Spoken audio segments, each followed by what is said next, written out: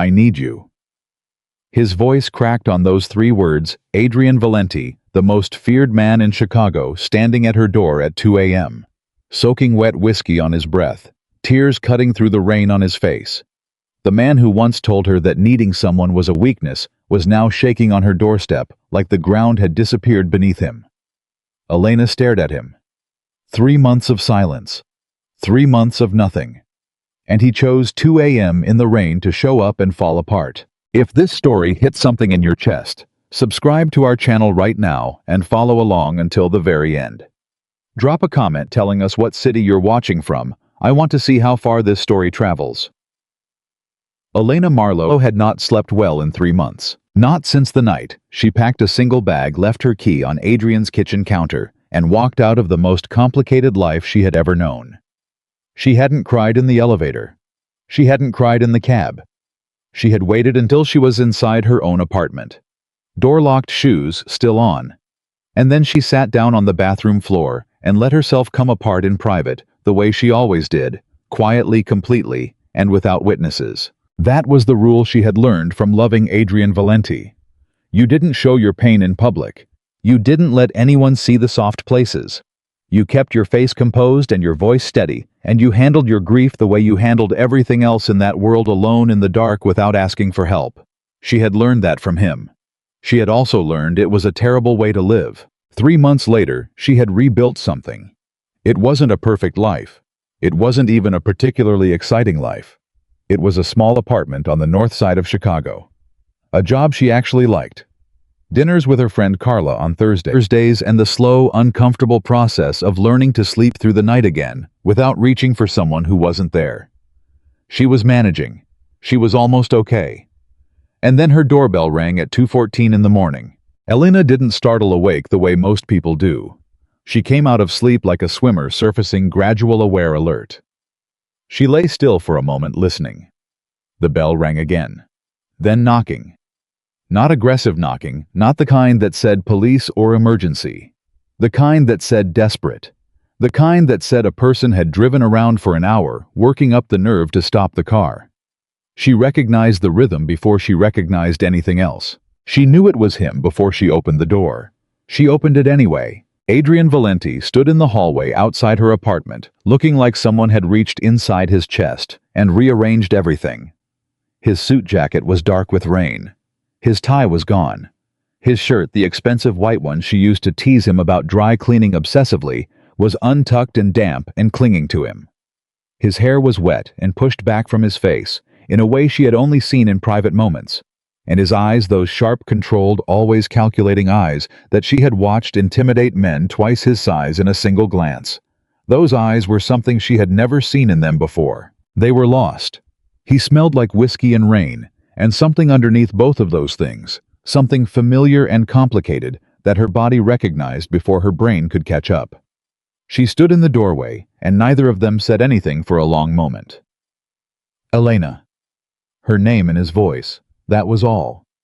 She crossed her arms over her chest, not because she was cold, but because it was the only way she could think of to hold herself together. It's 2 in the morning, Adrian. I know. You're drunk. He stopped, exhaled through his nose. I'm not as drunk as I look. That's not reassuring. He put one hand against the doorframe. Not to push his way in, she noticed that the way he didn't push. He used it to hold himself up.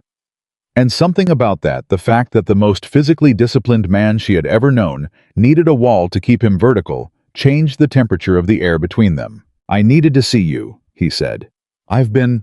His jaw tightened. I've been sitting in my car for an hour and a half outside this building.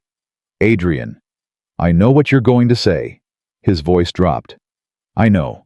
I know I don't have the right to be here.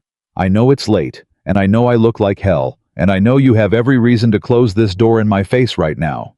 He paused. I'm asking you not to. Elena looked at him for a long moment. The rain was still falling behind him, and somewhere down the hall, a neighbor's television was murmuring through a thin wall, and Adrian Valenti, who ran an organization that moved $200 million a year, who had sat across negotiating tables from men who would have killed him without hesitation, who had never once in the 4 years she knew him allowed anyone to see him unsteady, was standing in her hallway with rain dripping off his jaw, asking her not to close a door. She stepped back from the entrance.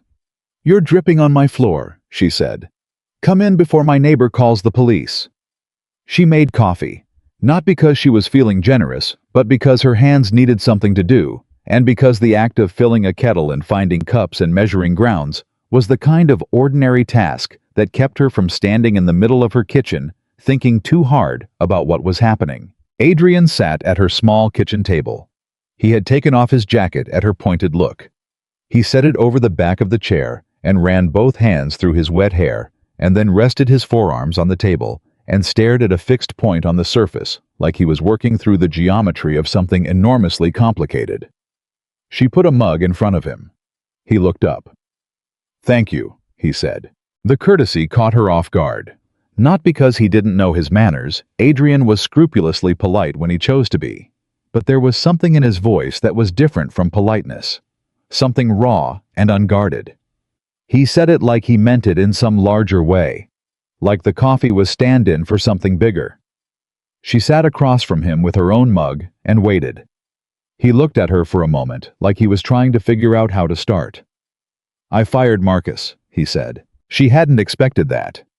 Marcus Villano had been Adrian's advisor for 11 years. The man had been present at almost every major decision in the organization for over a decade. His absence would have been like removing a load-bearing wall. "When?" she asked. 3 weeks ago." His hand moved around the mug. "I should have done it a long time ago. I had reasons for keeping him. Reasons that made sense at the time. They stopped making sense." He paused. A lot of things stopped making sense. She didn't respond to that. She had learned in 4 years that Adrian Valenti talked like he negotiated. He revealed information at a controlled pace, watching for your reaction before he decided whether to continue. If you pushed, he'd close. If you waited sometimes, he'd keep going. She waited. "I went back to the house last month," he said. "The one on Lakeview. I hadn't been there since you left. I told myself I had been busy. I told myself it was just a house." He stopped, turned the mug slightly in his hands. "There was a picture on the shelf. The one from that weekend in Michigan when you talked me into hiking that ridiculous trail and your phone died halfway up and we got completely turned around and you kept insisting we weren't lost." Elena's chest tightened. She remembered that day exactly. She remembered the way he had pretended to be irritated, and she had seen through it almost immediately because he kept stopping to look at the lake through the trees with this expression on his face, like someone who had accidentally stumbled into a place more beautiful than anything he had allowed himself to expect. "We weren't lost," she said.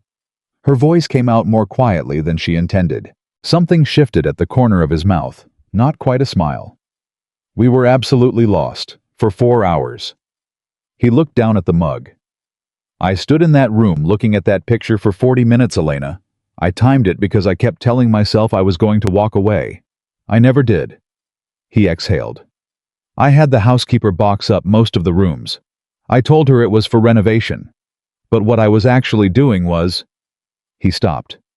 "I couldn't walk through a house that had you in every room of it. Then why didn't you call me?" The question came out before she could stop it. 3 months of wondering. 3 months of checking her phone and telling herself not to check her phone. "You had my number, Adrian. You always had my number. And you never, because I didn't know what to say." His voice sharpened slightly, not with anger, but with something more uncomfortable. Shame.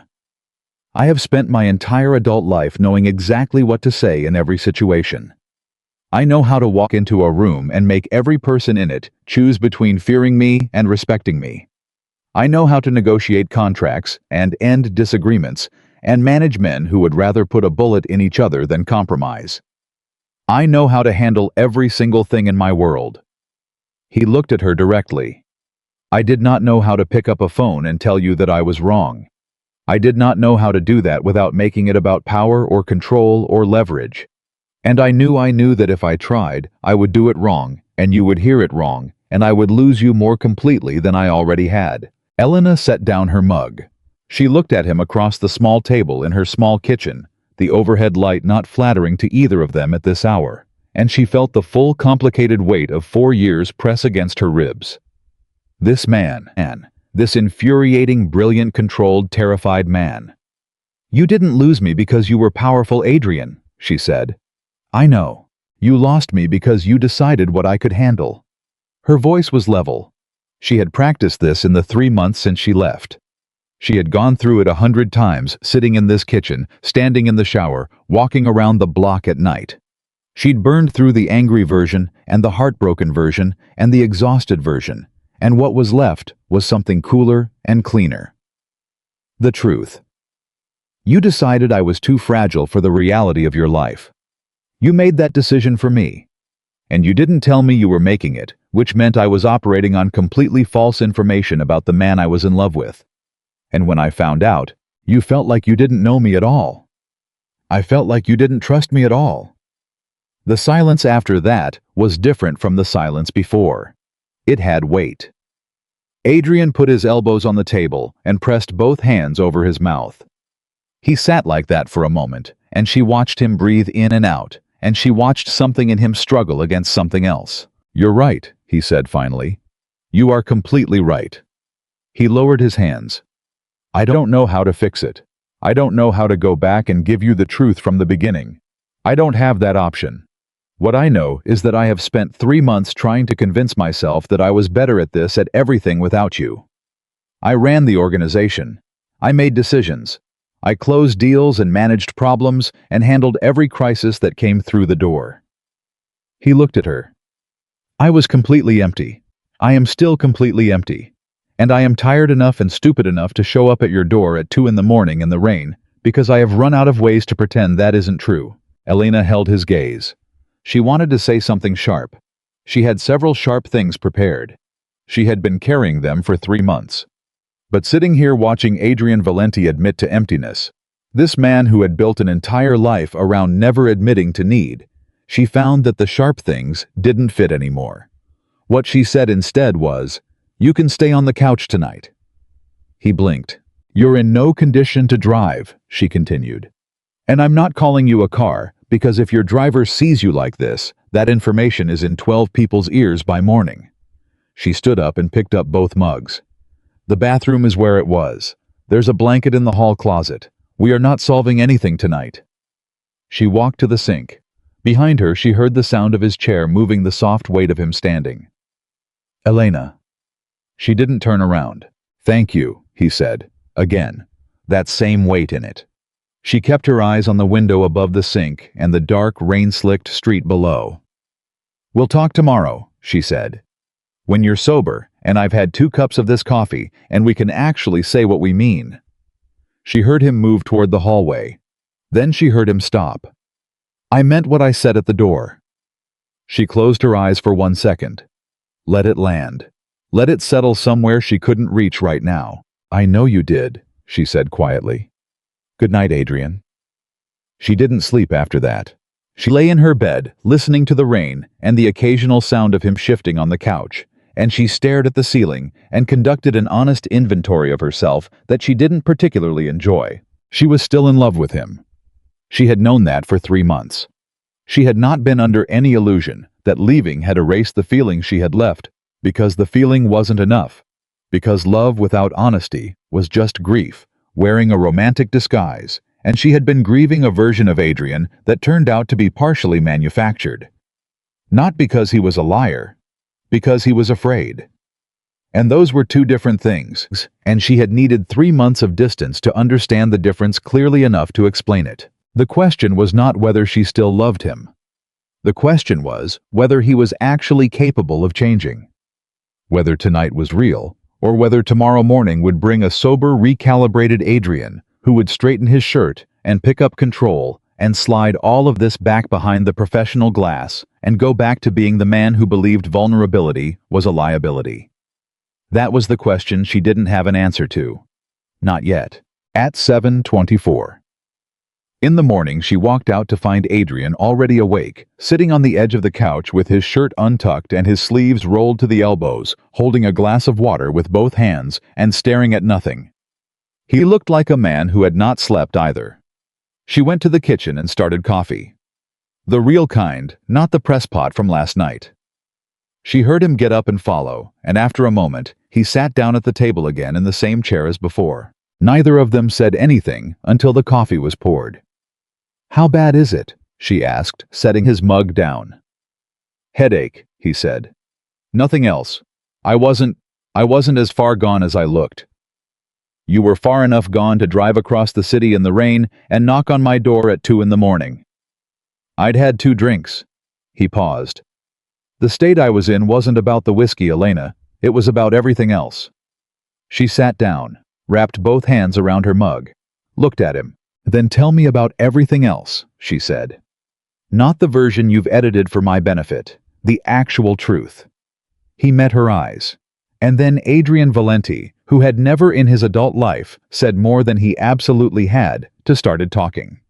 He told her about Marcus first. Not just the firing. The reasons. Marcus Villano had been with the organization since before Adrian's father stepped back. He had been the bridge between generations, the man who knew where every body was buried, literally and figuratively, and who had used that knowledge to make himself indispensable for 11 years. "I trusted him the way you trust the ground," Adrian said. "I didn't think about it. He was just there. He was part of how things worked. And then I started noticing things that didn't add up." He turned the mug in his hands. "Small things at first. A deal that went sideways in a way that benefited a competitor I shouldn't have been competing with anymore. A conversation that got back to someone it shouldn't have reached. Timing on 2 different situations that was too clean to be coincidence." He paused. "I told myself I was being paranoid. I told myself Marcus had earned more trust than that. And then I found something he didn't know I had access to, and there it was." What did he do? He had been feeding information to another organization for 8 months.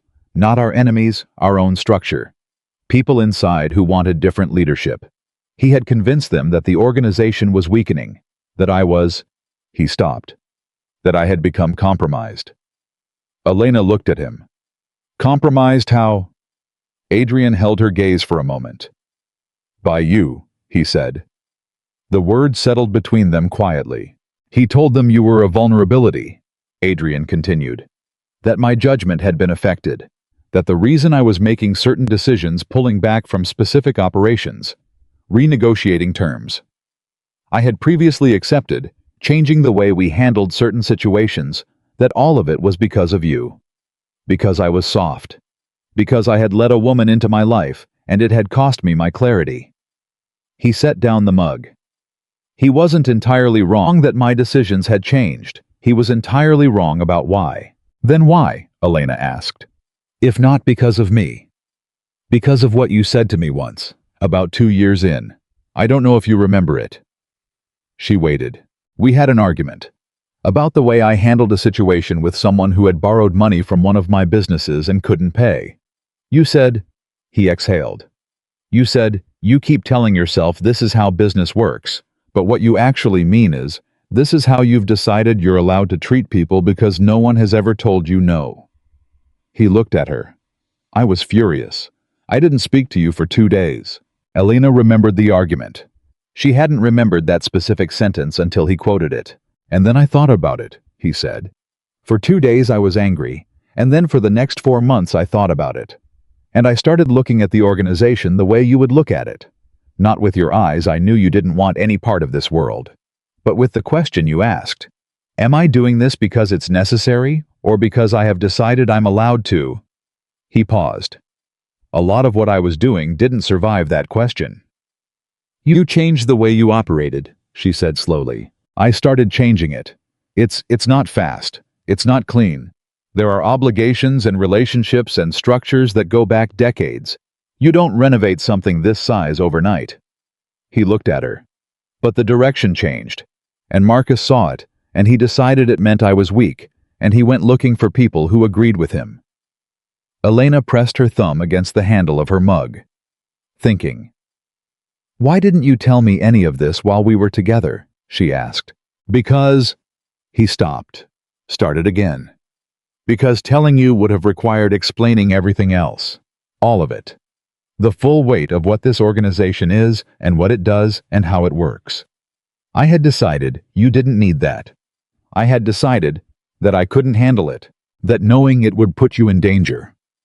His voice changed. Elena, I have watched people use the things that matter to powerful men as weapons. I have done it. I know exactly how it works. If I told you everything, you became a liability. Not because you were weak, because people who want to hurt me are not playing fair, and the more you knew, the more you became a target. So instead you protected me by lying to me, by keeping things from you. His jaw tightened. I know the difference feels theoretical from where you're sitting, I know. It doesn't feel theoretical to me. She set down her mug. It feels like 4 years of trusting someone who was making decisions about my life without consulting me. It feels like finding out that the person you thought saw you as an equal had actually been treating you like something fragile to be managed. She held his gaze. You thought you were protecting me. What you were actually doing was deciding you knew better than I did what I could handle. And that is Adrian, that is the thing that broke it. Not the organization, not what you do, the way you saw me. I was quiet for a long moment. She watched something move through him. Not defensiveness, not calculation. Something more internal and more uncomfortable than both. You're right, he said finally. I know I'm right. She didn't say it with cruelty. She said it with exhaustion. The question is whether you actually understand why. I do. He looked at her. I understand it better than I did 3 months ago. Partly because I've been alone with it for 3 months. Partly because Elena. Everything I feared would happen if I let you in fully. Every vulnerability I was trying to prevent, all of it happened anyway. You left. The organization was infiltrated. Marcus found the weakness I was trying to hide and used it against me. All of my caution, all of my control, all of the ways I managed everything, none of it held. He exhaled. And I was still alone. I lost you, and I didn't even get to say it was worth it. Because it wasn't. Because there was no version of this where what I was protecting turned out to be more important than what I lost. Elena looked at him for a long moment. Outside, the rain had stopped sometime in the night.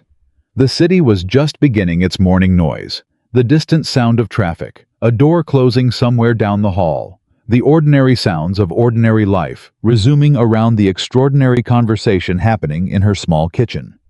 She had 3 months of questions. She had expected this conversation to feel like a trial. She had expected to be angrier. What she actually felt was something more complicated and more aching. She felt sad. Not heartbroken, sad, not over sad. The kind of sad that arrives when you understand something clearly for the first time. When you see the shape of a thing, how it went wrong, why it went wrong. And you understand that the people involved weren't villains. Just people with the wrong tools, building the wrong walls, in the wrong directions. I didn't leave because I stopped loving you, she said. I went very still. I left because I could see where it was going, and I had too much respect for both of us to stay and watch it collapse slowly. She picked up her mug. You kept me at arm's length for 4 years and convinced yourself it was protection. I let you because I kept hoping the distance would close. It didn't. And staying and hoping was starting to make me into someone I didn't want to be. I know, he said. His voice was quiet. I know that's what happened. Then what are you asking me for? Adrian. What does one more chance actually mean in your head? What would be different? He held her gaze across the table. I don't have a plan to give you, he said. I know that's probably not what you want to hear from me. I know you know I'm good at plans, at structures, at laying things out in ways that make sense. I don't have that for this. What I have is I have the understanding that I was wrong. Not wrong in the small ways. Wrong in the fundamental way. I treated love the way I treated everything else, like a resource to be managed. Like something that had to be controlled, or it would destroy me. He paused.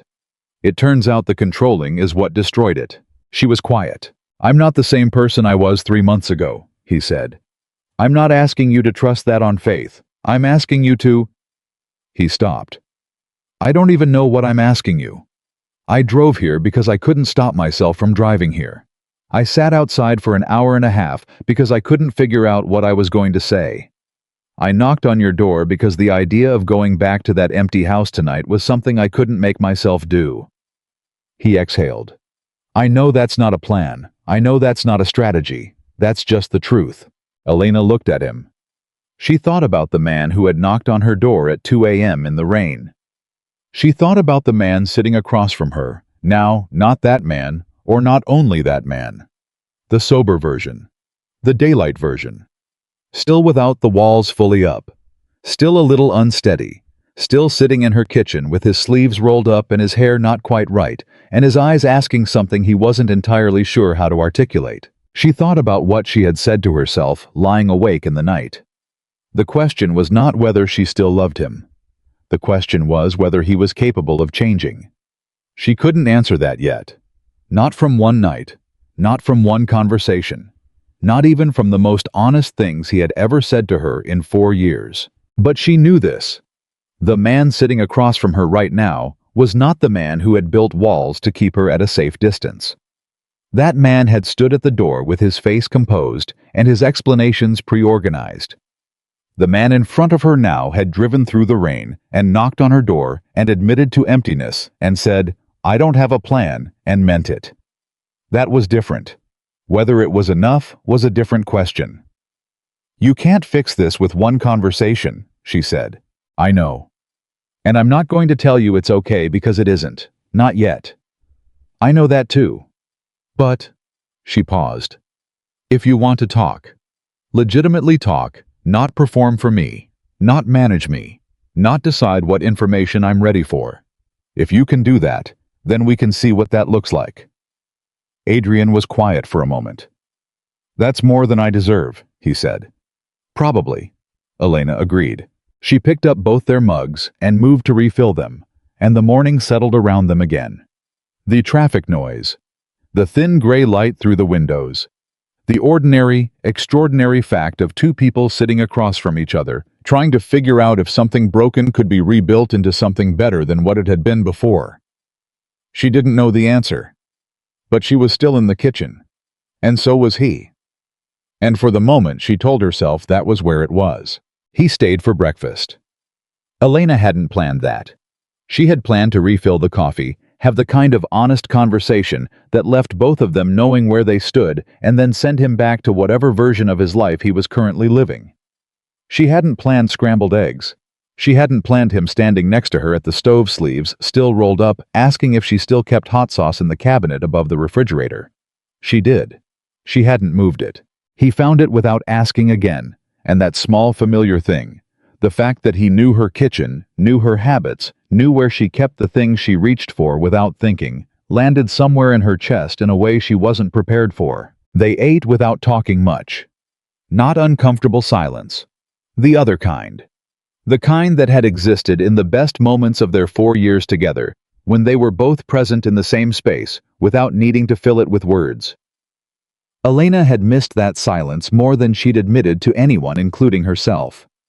You didn't realize how much you valued quiet with someone until you were back to quiet alone. She cleared the plates. He stood up to help without being asked. "Sit down," she said. "Elena, you're a guest. Sit." He sat. But he watched her, and she was aware of his eyes on her back the entire time she moved between the counter and the sink, and finally she turned around because being watched by Adrian Valenti, when she couldn't see his face, was the kind of thing that made her nervous. "Stop doing that," she said. "Doing what? Looking at me like you're calculating something." He was quiet for a second. "I'm not calculating anything." "Then what are you doing?" He put his hands flat on the table. "I'm looking at you because I went 3 months without being able to do it, and I'm not ready to stop yet." He said it simply, not dramatically, like it was just a fact he was reporting. I understand if that's uncomfortable. I'll stop." Elena turned back to the sink. She did not tell him to stop. By mid-morning he was still there, and she had stopped pretending to herself that she was going to ask him to leave. They had moved from the kitchen to the living room, and the conversation had shifted from the careful, charged territory of the night before into something slower and more searching. The kind of talking that happens when two people have already said the biggest things and are now circling back through the smaller ones, checking for understanding. She asked him about his father. The question surprised him. She saw it in the slight pause before he answered. What about him? You told me once that he never showed weakness in front of anyone. That the first time you saw him cry was at your mother's funeral, and it lasted about 4 seconds, and he never mentioned it again. She looked at him. I've been thinking about that, in the last 3 months. Adrian looked at the coffee table for a moment. He believed it was dangerous, showing any vulnerability. He built a world where it genuinely was dangerous. And then he raised me inside that world and taught me the same rules. He exhaled. He thought he was preparing me. He thought he was giving me the tools I needed to survive. And he was, Elena said. In his world. In his world. Adrian nodded slowly. The problem is, I never built a different world. I just inherited his and kept running it. Until now. He looked at her. Until things fell apart badly enough that I had to start asking whether the tools I had were actually working. Elena thought about that. About what it took to make a man like Adrian Valenti examine the things he had been handed and decide they were wrong. Not adjust them. Not refine them. Question the foundation entirely. How did your father feel? She asked. About the changes you've been making. Something crossed Adrian's face. He was quiet for long enough that she almost retracted the question. He doesn't know all of it, he said. We talk. Less than we used to. There are things I've pulled back from that he built decisions he made 20 years ago that I'm unwinding, and he's not in the organization anymore, but he still has opinions, and he still has people who tell him things. And he thinks I'm making a mistake. Adrian's jaw tightened slightly. He thinks that softening the edges, renegotiating certain agreements, changing the way certain situations are handled. He thinks it's going to be read as weakness. He thinks someone is going to try to take advantage of it. Marcus already did, Elena said. Marcus already did, Adrian agreed. Which, depending on how you look at it, proves my father right. Or proves that Marcus was the kind of person who looks for exactly that kind of opening, and the real mistake was keeping someone like that close for 11 years. Which one do you believe? He looked at her directly. The second one. She held his gaze for a moment. Your father's going to push back harder when he finds out the full scope of what you're changing. I know. Are you ready for that? He was quiet. I don't think you're ever ready for your father telling you that you're wrong about something you're certain you're right about. But yes, he exhaled. I'm ready. That answer settled in the room between them. She believed him. Not because she was predisposed to believe him, not because she wanted to, but because she had been watching Adrian's face for 4 years, and she knew what it looked like when he was managing a conversation, and what it looked like when he wasn't. Right now, in the daylight, with the hangover behind his eyes, and the sleeves rolled up, and the careful performance completely absent, he wasn't managing anything. He was just telling her the truth. The problem was, truth was only the starting point. Truth was what you owed someone. It wasn't the same as trust. And trust was what she had actually lost. She was going to have to tell him that. Here is what I need to say to you, she began, and I need you to let me get through the whole thing before you respond. He straightened slightly. Okay, I believe you. What you told me this morning, what you told me last night, I believe it. I don't think you're here running a strategy on me. I don't think this is, I know what it looks like when you're operating, Adrian, and this isn't it. She paused. But believing you and trusting you are two completely different things. And what I need you to understand is that the trust isn't gone because you lied to me. You didn't lie to me. The trust is gone because for 4 years I was making decisions about my life based on incomplete information that you had decided I didn't need. I built a picture of our relationship, and the picture was missing pieces I didn't even know were missing. And when I found out the pieces existed, you couldn't trust the picture anymore, he said. Low, quiet. I couldn't trust my own judgment. Do you understand what that feels like? Not just feeling betrayed by someone else, Feeling like you can't trust your own read of a situation because the ground you were standing on wasn't what you thought it was. She looked at him. That's what it did to me. Not you as a person. The situation. The way it was set up. Adrian was very still. I know, he said. And then, what I did, keeping you outside of it, it felt like the right call every single time I made it. I had reasons. They felt like good reasons. And I want to tell you what they were because I think you deserve to know, but I also need to say first that I understand that the reasons don't fix it. He met her eyes. The harm happened regardless of intent. I know that. Tell me the reasons anyway, she said. All of them. He exhaled. The first reason was practical. People who are close to me are targets. The more someone knows about the structure and the operations, the more valuable they become to anyone who wants leverage over me. Keeping you at the edge of it was, I told myself it was protecting you. And the second reason, he was quiet for a moment. The second reason was that I was afraid of what you would do if you knew everything. He said it steadily, no flinching from it. Not that you would turn on me, not that you would go to anyone. I knew you wouldn't. I was afraid. He stopped. I was afraid that you would look at the full picture of what I am and what I've done, and that the woman who saw something worth loving in me would stop being able to see it. His voice was flat and even, and she could hear the effort it cost him to keep it that way. I was afraid that knowing would take you from me faster than not knowing. Elena said nothing. So I kept you in the version of my life that showed you the best of me. He continued. The part I could be proud of. The part that made sense alongside you. And I told myself the rest was something you didn't need to carry. He looked at her. What I was actually doing was making sure I never had to find out whether you'd stay if you knew. The honesty of that hit her harder than anything else he'd said in 2 days. She stood up, not to leave the room just because she needed to move. She walked to the window and stood with her arms crossed, looking at the street below, without really seeing it. She could hear him not moving behind her, waiting, giving her the space without being asked. That was new. Adrian, she said to the glass. If you had told me all of that in the first year, if you had sat down with me and said, this is who I am, this is what I do, this is the world I come from, and here are the parts I'm not proud of, what do you think would have happened? She heard him shift in the chair. Honestly, he said, that's what we're doing today. A pause. I think you would have stayed. I think you would have stayed and probably asked about 100 questions and disagreed with several things and pushed me on the ones that mattered to you. Another pause. I think you would have been a partner, instead of someone I was managing. Elena turned around. So you chose to manage me, she said. Not because you thought I couldn't handle it, because you were afraid of what it would cost you if I actually became your equal in this. He held her gaze.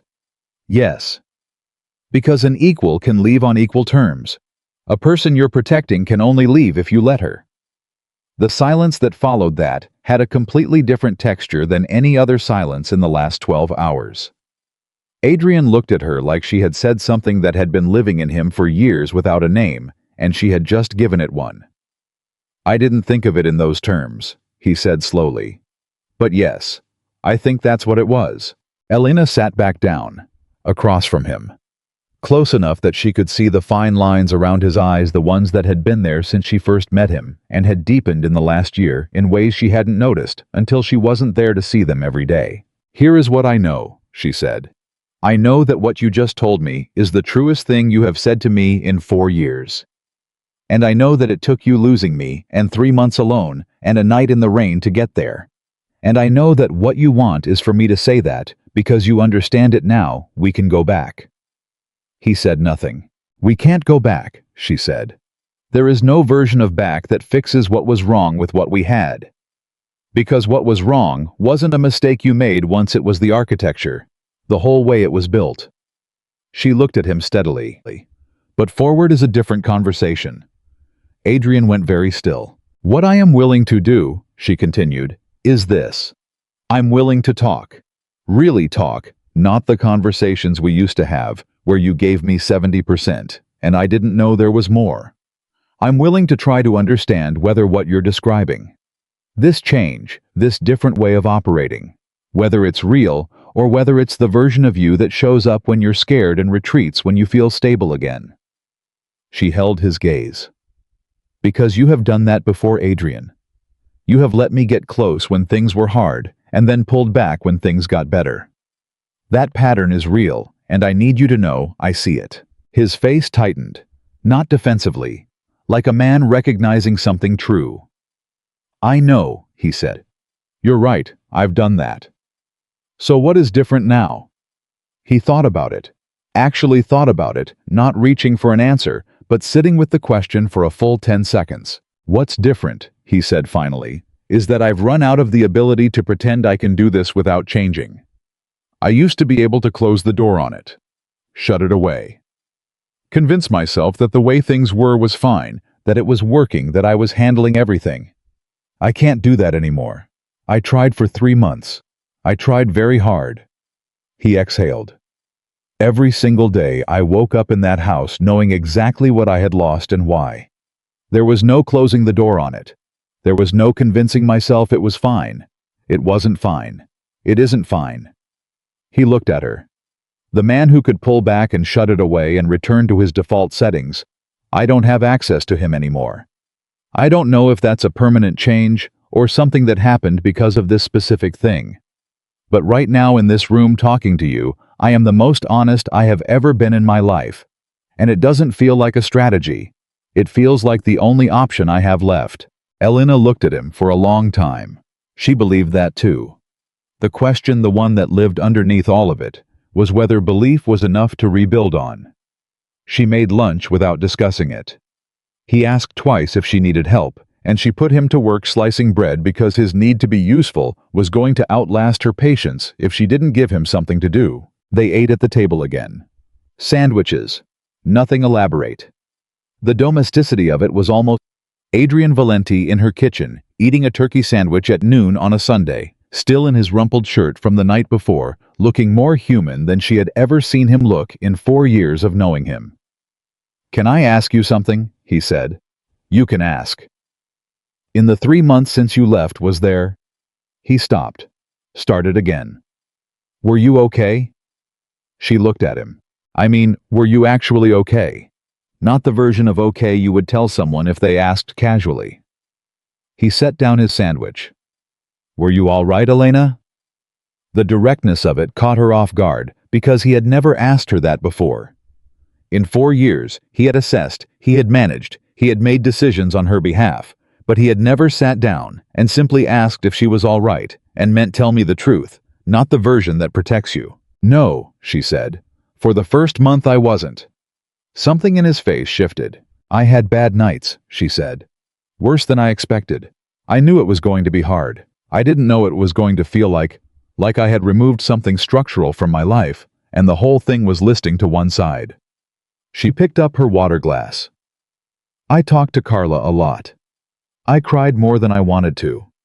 I had nights where I was furious at you, and nights where I just missed you, and nights where I couldn't tell the difference between the two."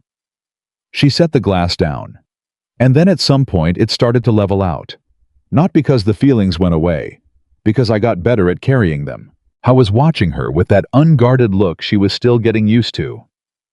"I'm sorry," he said. "That it was that hard. I know you are. If I had known, you would have shown up sooner, and it would have been the wrong time." She said it without bitterness, just clarity. "I needed those 3 months, Adrian. I needed to figure out who I was in the absence of it.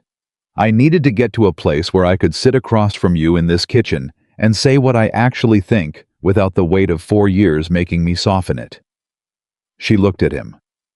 "If you had come 3 months ago, I would have been too angry or too sad or both to have this conversation. I would have either sent you away or let you in for the wrong reasons." I was quiet for a moment. "And now I can say what I mean." She held his gaze. "Which means you get the real version of me and what I think and what I need. No softening." "That's what I want," he said. "That's what I should have always wanted." She studied him. "Is it uncomfortable?" "Yes," he admitted. Being this exposed is deeply uncomfortable. His mouth shifted slightly. I think that's also probably necessary. That surprised a small sound out of her, not quite a laugh, but something in that direction. The first one since he had shown up at her door. He noticed.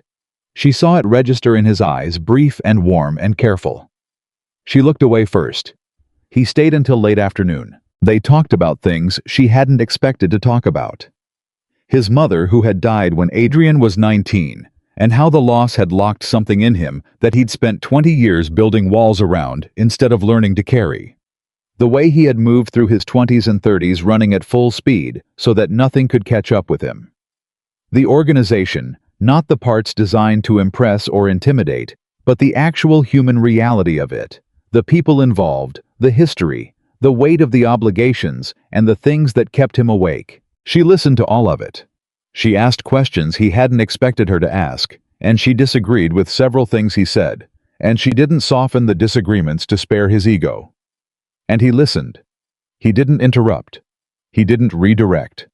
He sat with the things she pushed back on and considered them instead of dismissing them, and that careful, earnest considering was something she had never seen from him before. At 5 o'clock, she said she had things to do in the evening. He stood up immediately. No argument. He collected his jacket and rolled his sleeves back down and transformed from the man at her kitchen table into something slightly more assembled, though not all the way back to the Adrian Valenti the rest of the world knew.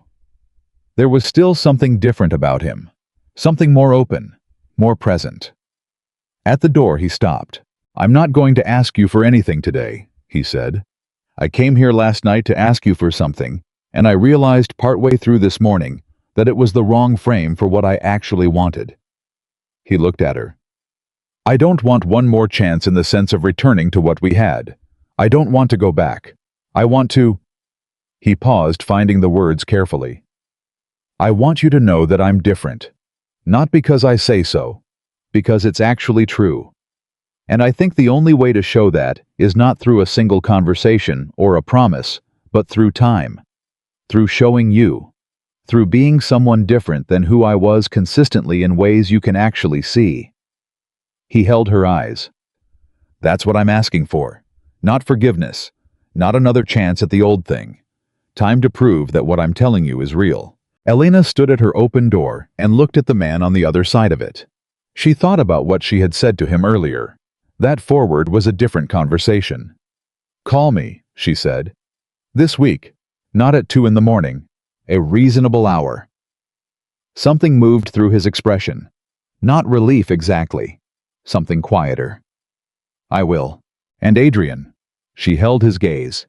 "The next time you feel like you've been sitting in a car outside my building for an hour and a half, working up the nerve to skip the hour and a half and just knock." He looked at her for a moment. "Okay," he said. She closed the door. She stood on her side of it for a moment, one hand still on the handle, listening to his footsteps move down the hall. She stayed there until she heard the elevator open and close and the hum of the mechanism fading. Then she walked back to her kitchen, sat down in the chair he had been sitting in all day, and stayed very still for a long time. She wasn't sure what she had just agreed to. She wasn't sure if it was wise. She wasn't sure if the change she could see in him was the kind that held under pressure, or the kind that faded as soon as the immediate crisis passed. What she was sure of was this: something had shifted. Not back into what they were. Not forward into something defined. But the door was no longer closed. And somewhere underneath the caution and the wariness and the 3 months of painstakingly rebuilt independence, Elena Marlowe was paying very close attention to what happened next. He called on Tuesday. Not early. Not late. 7:15 in the evening, when she was in the middle of making dinner, and she looked at his name on her screen for exactly 3 seconds before she answered. "You're cooking," he said. He could tell from something the background sounds probably. "Pasta," she said. "You have 15 minutes before I have to drain it." "Then I'll be brief." A pause. "I had a meeting today, with my father." Her hand stilled on the pot. "And I told him the full scope of what I'm changing. I didn't soften it. I didn't present it as something negotiable." His voice was measured and clear. He was not happy. How unhappy. He told me I was throwing away everything he built. A beat. He told me that love was making me stupid.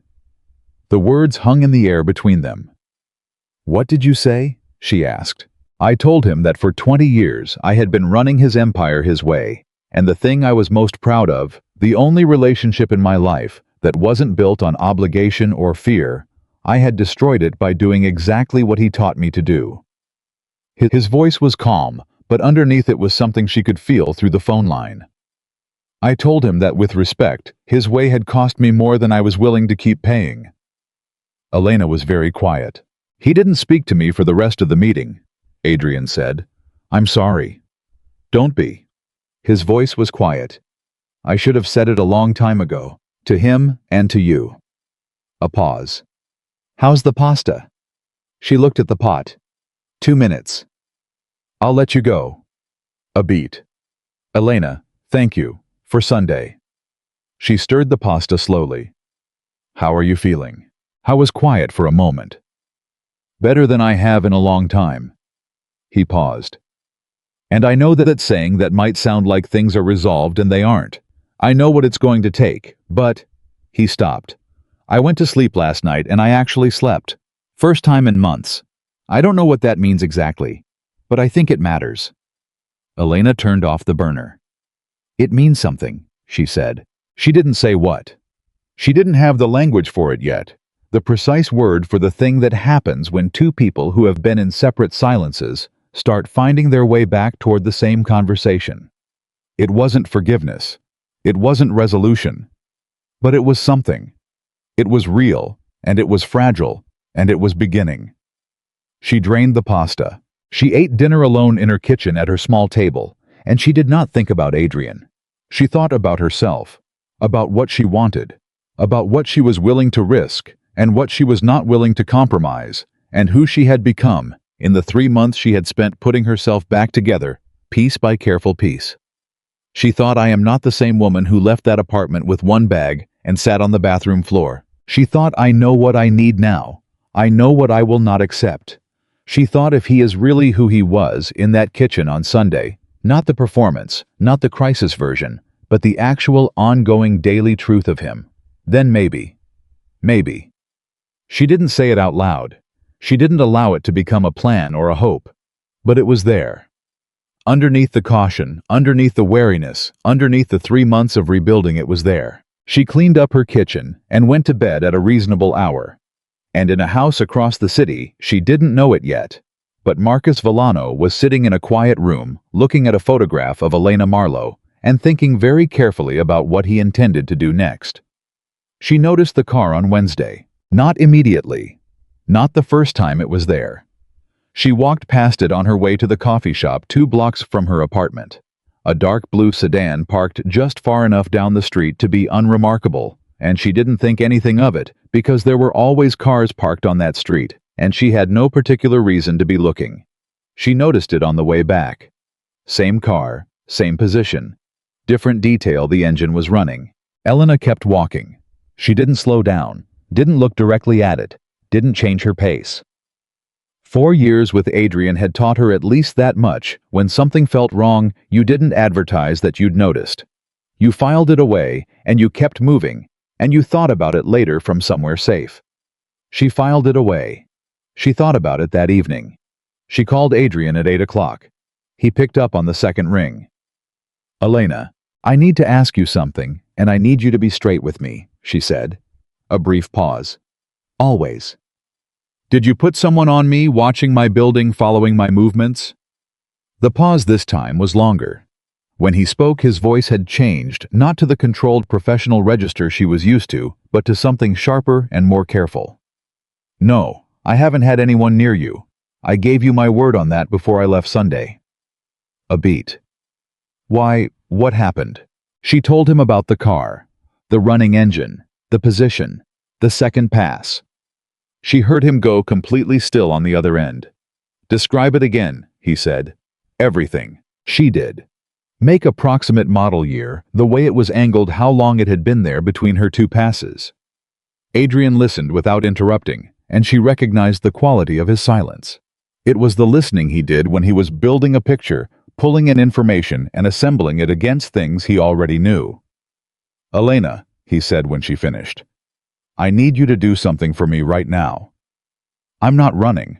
I'm not asking you to run. I'm asking you to lock your door, stay away from the windows, and let me make 2 phone calls." "What do you know?" she said. "Tell me right now." A moment.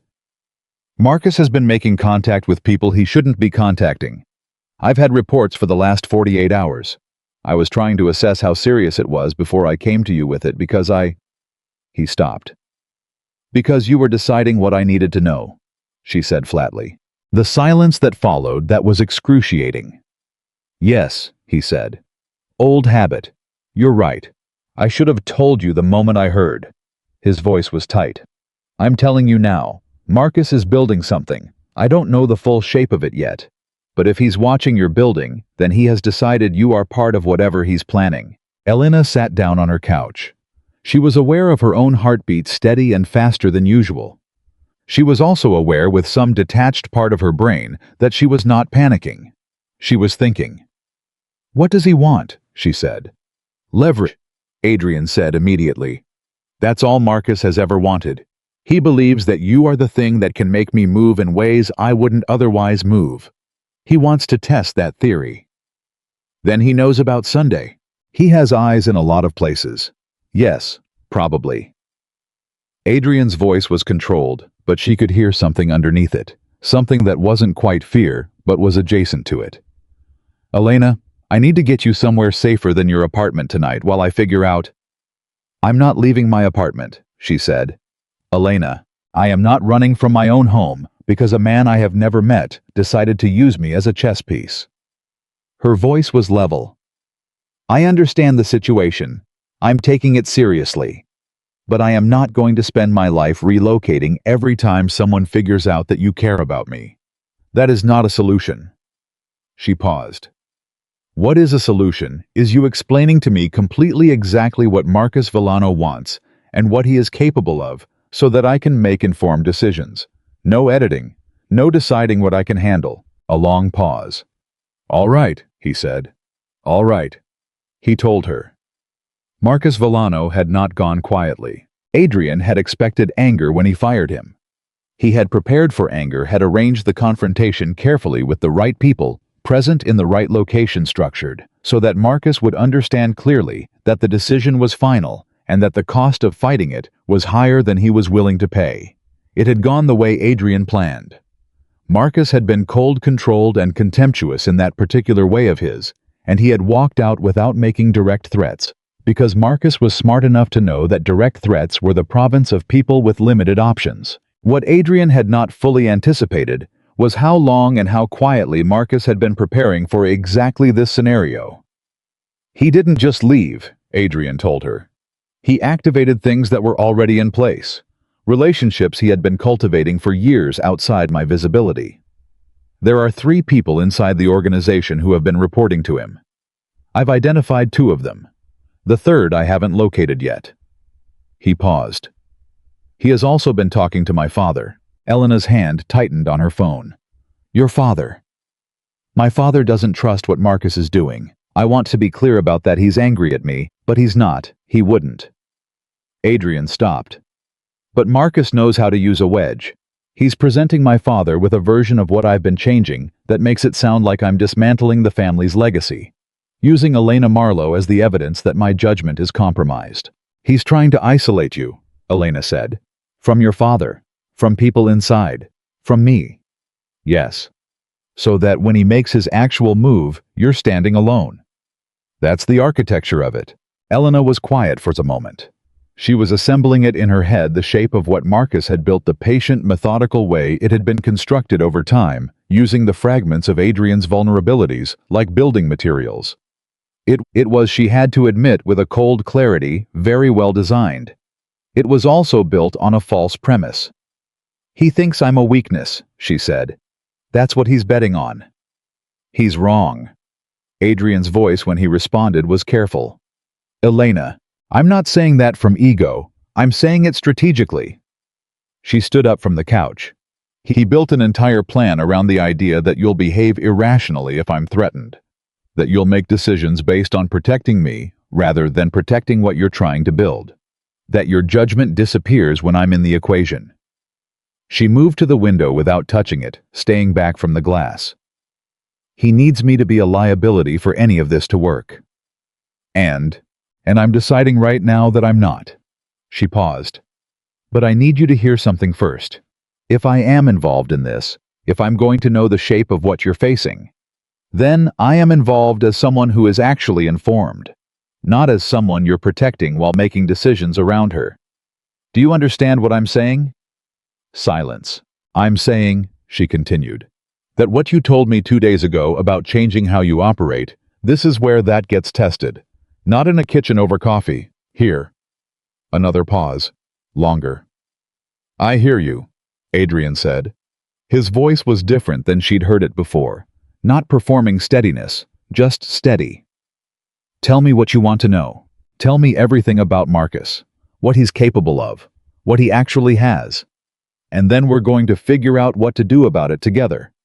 Not you deciding and then informing me. Together. The word landed between them like something being put down on a table. Okay, Adrian said. Okay, she said. And he started talking. By 10 o'clock, she knew more about Marcus Villano than she had known about Adrian's entire organization in 4 years combined. Marcus was 61 years old and had started in the organization at 22 as a bookkeeper's assistant, which meant he understood money and structure and the way paper told stories before he understood anything else. He had climbed through 20 years of careful positioning. Never the most aggressive man in the room, never the loudest, always the one taking notes in the corner while other people made enemies. By the time he became Adrian's advisor, he had accumulated enough institutional knowledge to be genuinely indispensable. He was the man who remembered every handshake and every agreement going back 3 decades, who knew which obligations were real and which were face-saving fictions, who could tell you the exact temperature of any relationship in the organization within 90 seconds of being asked. How was also Adrian explained the man who had quietly and systematically built a parallel network of loyalties over the last 5 years. Not because he was planning a coup from the start.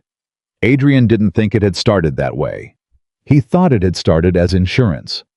The way men like Marcus always built insurance slowly, indirectly, without announcing the intention even to themselves. He started changing his mind about me when I started changing the organization, Adrian said. Before that, I think he was genuinely loyal, or as genuinely loyal as Marcus gets, which means loyal to the version of me that ran things the way his instincts told him things should be run. And when you started running them differently, he tried to redirect me first, subtle pressure, framing information in ways that would push me back towards the old approach. When that didn't work, Adrian exhaled. He started looking at options. What does he actually have on you? She asked. Concretely, documentation on operations going back 8 years. Not the kind that's admissible in any way that would concern me legally. Marcus is too careful for that. But the kind that could create problems, destabilize relationships, make things very complicated in ways that would take years to untangle. He paused. And he has something I didn't know about until 48 hours ago. A recording. Elena went still. Of what? A conversation between me and my father, 11 years ago. When I first took full control of the organization. His voice was flat. The things discussed in that conversation, the agreements made, the understanding between my father and me about how certain things would be handled. It was a private conversation. It was never meant to exist outside that room. How does Marcus have it? Because Marcus has always been the man in the corner taking notes, Adrian said. And 11 years ago I didn't know enough to check the room. The weight of that settled. He's going to use it, Elena said. Not as a legal weapon, as a social one, as a way to demonstrate that he has the power to blow up your carefully rebuilt image, and that going against him costs more than accommodating him. That's exactly what he's going to do. A pause. Unless I move first. What does moving first look like? He was quiet for a long moment. It looks like bringing everything into the open before he can control the narrative, he said. Going to my father directly. To the key relationships in the organization. Showing them the full picture, what Marcus was building, what he was planning, and who he had compromised before Marcus gets to frame it his way. He paused. It also looks like neutralizing the recording. Not destroying it, I can't destroy what I don't have. Making it irrelevant. If I've already had the conversations it documents, if the people involved already know the contents, then Marcus is holding a weapon with no target. That means being completely honest with your father, Elena said. About everything. Yes. About the changes you're making. About the direction. About why. Yes. About me. A beat. Yes, he said. She heard what it cost him to say it without qualification. The old Adrian would have found a way to make that conditional. To separate the personal from the strategic, to keep her in a category that he managed independently from everything else. He didn't do that. He just said yes. Then do it, she said. Call your father tonight. Don't wait for Marcus to get there first. It's 11 o'clock. I know what time it is. Does your father sleep before midnight? A short pause. No. Then call him. She didn't sleep that night either. She lay in the dark, running calculations. She had no business running threat assessments, structural vulnerabilities, the shape of Marcus's timeline, and how it intersected with Adrian's, and she was aware that a month ago she would not have had enough information to run any of those calculations at all.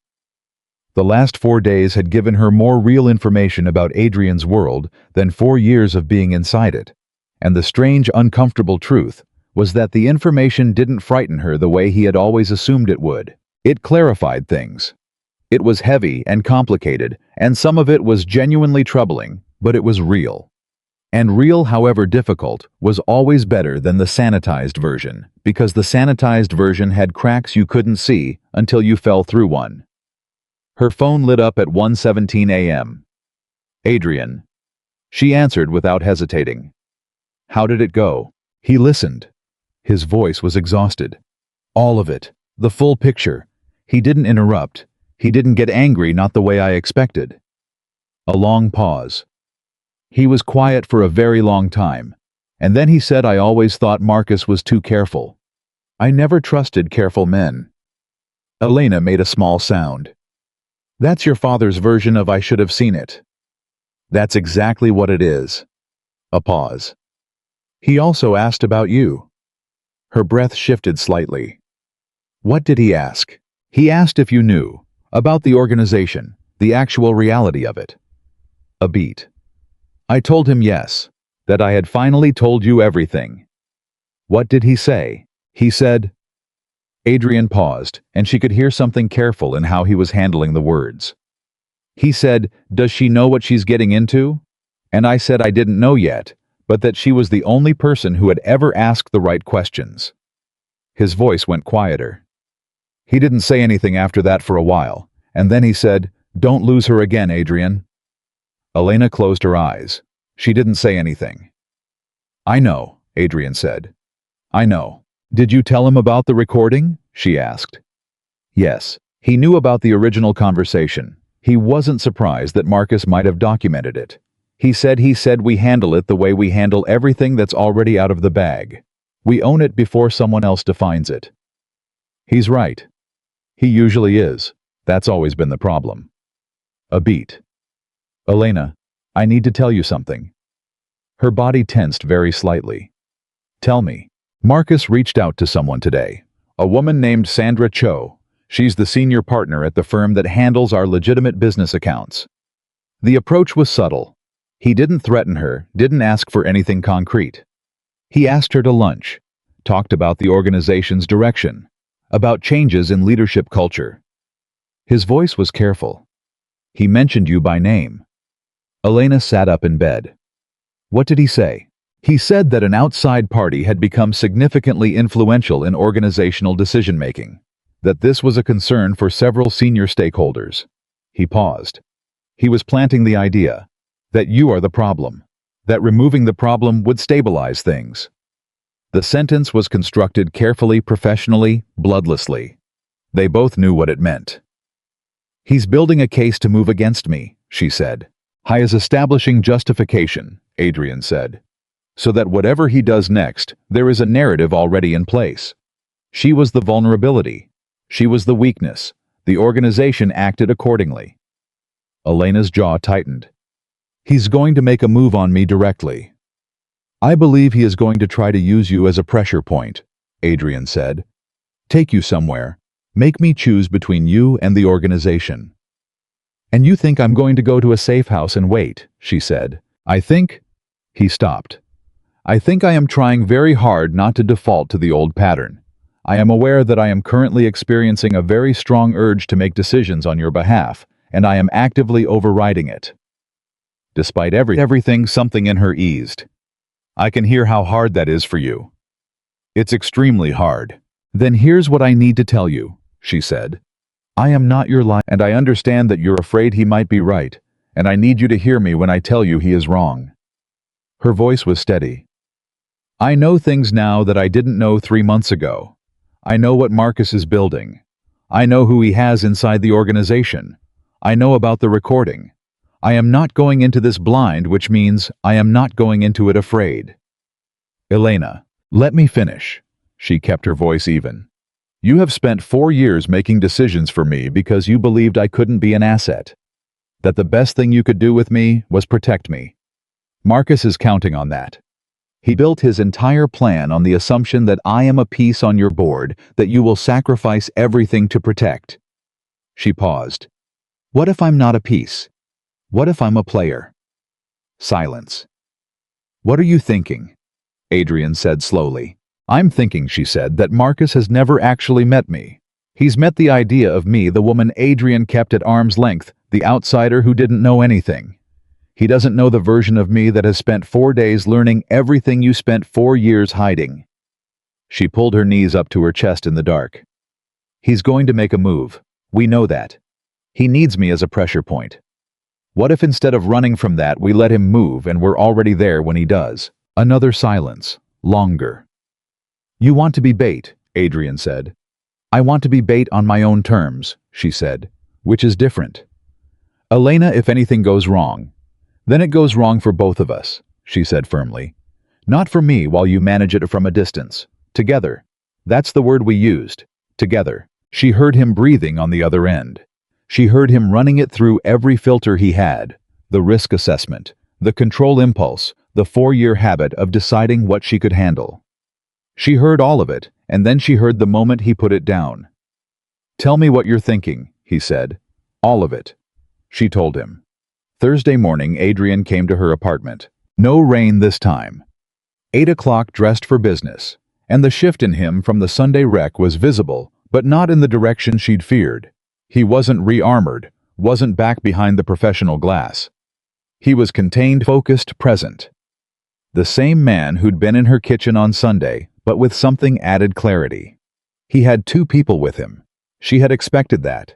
Both waited in the hall. He sat down at her table, and they worked through it. She had written things down in the night, the framework she'd been building in the dark, and she spread it on the table between them, and he read it without interrupting, and then he went through it with her point by point, adding what she'd missed, correcting what was based on incomplete information, and twice saying flatly, "That part works better than what I was planning." She noticed both times. She didn't say anything about them. What she did say when they reached the part about the actual confrontation, "I need you to trust me in the room." He looked up from the papers. When Marcus makes contact, I need to handle the first part of it alone, before you arrive." She held his eyes. "Because what he needs to see before he sees anything else is that I'm not what he thinks I am."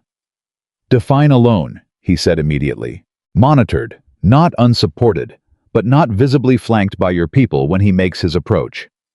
She kept her voice level. "If he sees your infrastructure around me, he retreats and rebuilds the plan, and we lose the window." Adrian looked at her for a long, still moment. She watched him do the calculation, watched him weigh it against every instinct he had, watched him pick up the habit and put it down again consciously, like setting down something heavy. 2 people in the building, he said. I won't negotiate on that. 2 people in the building, she agreed. And you inside 10 minutes of my location. 5. 5, she said. He nodded once. She felt the weight of what that agreement cost him, and she respected it, and she moved on. They worked for 2 more hours. At 10:15 his phone rang. He looked at the screen and something changed in his face. Not fear. Something colder and more focused. It's the contact at Sandra Cho's office, he said. Marcus is moving. Elena met his eyes. How soon? She said. Today, he said. He accelerated the timeline. Someone told him we were talking. He knows we're coordinating. He put the phone down. He's going to move today, Elena, before we're ready. We're ready, she said. You said? I said we're ready. She stood up. Marcus is moving because he thinks he got ahead of us. He hasn't. She looked at Adrian directly. Call your people, set the positions, and let me go do what I said I was going to do. He stood. He was taller than her, and she knew that had always known, that had always been aware of the physical fact of the way he occupied space. But right now, standing at her kitchen table, she did not feel small. She felt exactly like herself. He looked at her for a moment. If anything feels wrong, he started. I'll signal your people in the building. 60 seconds response. 30, he said. 30, she agreed. He moved toward the door, then stopped. He turned around, and she saw it. Then, the thing he'd been carrying since Sunday. The thing that had driven him through the rain to her door. The thing that had made him sit in that chair and tell her truths he'd never told anyone. It was there in his face, plain and unguarded, and not performing anything at all.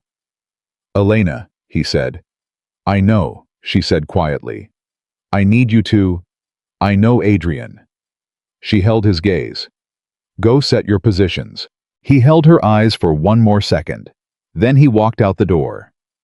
She stood in her kitchen for 30 seconds after he left, and she was aware of her own heartbeat, and she was aware that she was about to walk into something that could go very wrong, and she was also aware with a bone-deep clarity that surprised her that she was not afraid.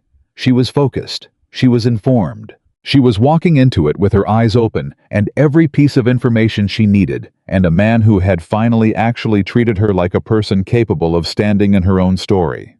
That was new. She picked up her keys and her phone and her jacket. Marcus Villano had built an entire architecture around the idea that Elena Marlowe was Adrian Valenti's weakness. He had never once considered that she might be his answer. She walked out the door. She walked 3 blocks before Marcus's man made contact. She had expected it to take longer. She had mapped out in her head the way these approaches usually worked, the gradual closing of distance, the manufactured coincidence, the casual opening that gave her time to read the situation before committing to any response. She had prepared for careful. Marcus didn't send careful. A man stepped directly into her path on the corner of Erie and Michigan. Not aggressive. He didn't grab her, didn't block her physically. He just appeared, and the appearance itself was the threat. Mid-40s gray suit, the particular kind of stillness that said he had done this before and found it unremarkable. Ms. Marlowe, he said. Mr. Villano would like a word. Elena stopped. She looked at the man for exactly 2 seconds, the way Adrian had taught her without meaning to, just by being himself around her for 4 years. You look long enough to read it short enough not to give anything away. Tell Mr. Villano to call my number like a normal person, she said. He'd prefer in person. There's a car. There's always a car, she said. No. The man's expression didn't change. Ms. Marlowe, I'm asking you to please come with me. Mr. Villano believes it would be better for everyone involved if this conversation happened privately. Better for everyone, she repeated. Or better for Marcus. He said nothing. She looked at him for another second. Then she made a decision she had already made 3 hours ago in her kitchen. Fine, but I walk. You give me the address and I meet him there in 20 minutes. The man studied her. 15, he said. 18, she said. I need coffee first. He blinked. It was the smallest, just a half second of genuine confusion at her calm, and she filed it away, Because it told her something important. Marcus had prepared him for a frightened woman. He had not prepared him for this. 18 minutes, the man said. He handed her a card with an address. Mr. Villano will be waiting. She took the card without looking at it. I'm sure he will. She walked past him to the coffee shop on the corner. She ordered a medium dark roast paid cash, and while she waited, she sent 3 words to the number Adrian had given her. 18 minutes. Going. Her phone buzzed twice. Received. She picked up her coffee and walked. The address was a private meeting room on the 14th floor of a building that belonged on paper to a consulting firm. Elena had never been there. She knew from what Adrian had told her 2 nights ago that Marcus maintained 3 or 4 such locations around the city. Neutral ground that was never quite neutral, spaces that looked professional, but were chosen because they were monitored and controlled by the person who invited you into them. She knew he would have the exits watched. She knew he would have recording equipment running. She also knew that recording equipment was going to tell a story Marcus was not expecting. She was shown into the room by a different man than the one on the corner. Younger, quieter. He opened the door and stepped back, and she walked in without hesitating, because hesitation at a threshold was the kind of signal that told men like Marcus everything they needed to know about what you were carrying. Marcus Villano was exactly what she had expected, and slightly less than that. She had built him large in her mind. 4 years of living in the shadow of someone Adrian considered genuinely dangerous had given her an idea of Marcus as something almost elemental.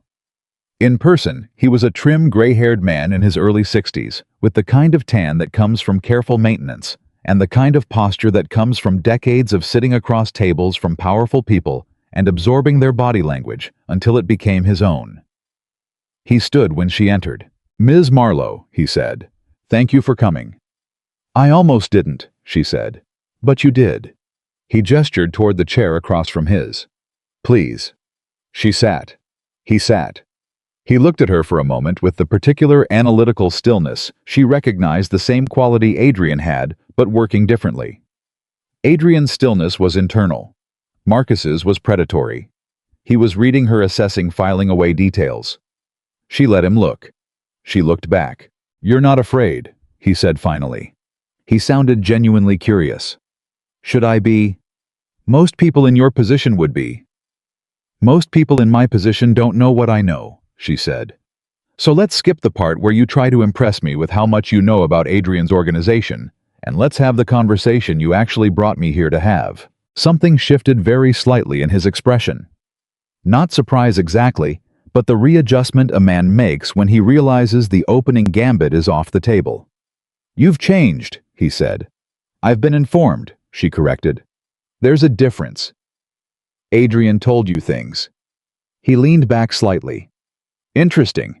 He never told you anything before." "He knows that was a mistake," she said. "He's been correcting it." Marcus looked at her steadily. "Ms. Marlowe, I'm going to speak plainly because I think you're someone who responds to plain speaking, and because I think Adrian has probably told you enough about me that you've already assembled a picture of what this conversation is about." He folded his hands on the table.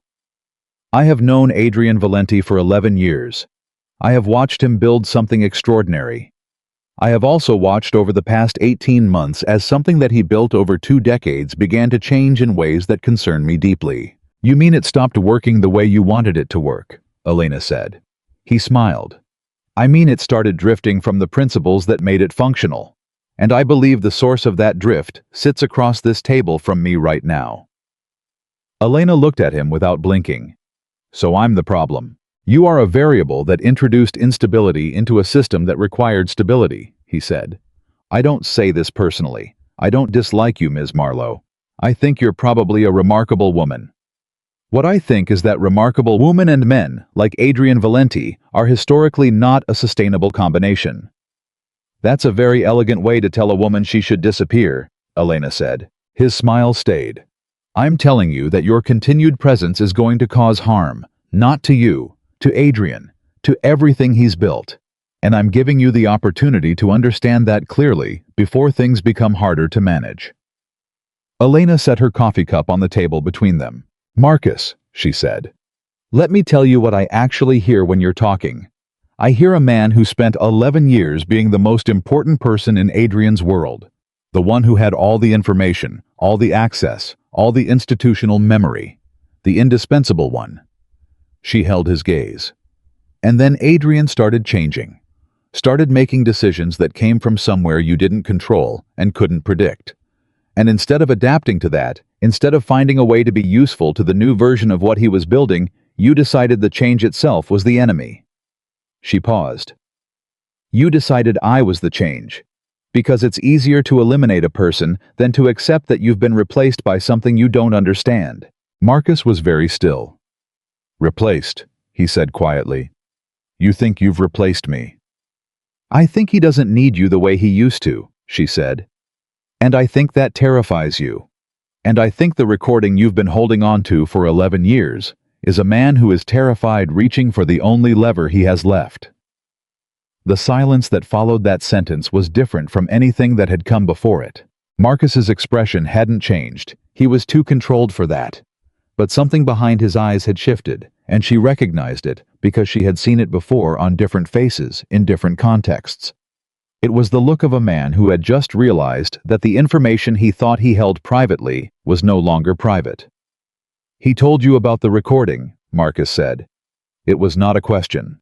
He told me everything, she said. A long pause. Then you understand what I have. I understand what you had, Elena said. 3 days ago, it might have mattered. Adrian spent Tuesday night with his father. Full disclosure, the recording, the conversation, the things that were said 11 years ago. Everything you thought you were holding over him, his father already knows. She kept her voice level. You've been stockpiling a weapon for 11 years, and someone already disarmed it. Marcus looked at her for a moment. Something moved through his face. Not panic. The man was too experienced for panic. But a recalibration. A rapid, visible reassessment of the board. Even without the recording, he said slowly, I have documentation of operations, relationships, decisions that were made, that you participated in, Elena said, that you advised, that you structured the paper on. She looked at him. Any documentation you use is documentation that includes you, Marcus. Any disclosure you make is one you make about yourself. That's always been the problem with your leverage. It's bilateral. He was quiet. She kept going. You know what Adrian told me when I asked him why he kept you for 11 years after he started to doubt you? He said, because Marcus is the kind of man who makes the cost of removing him seem higher than the cost of keeping him. You've been managing the price of your own removal your entire career. She paused. He finally decided the price was worth paying. That's not a miscalculation on his part.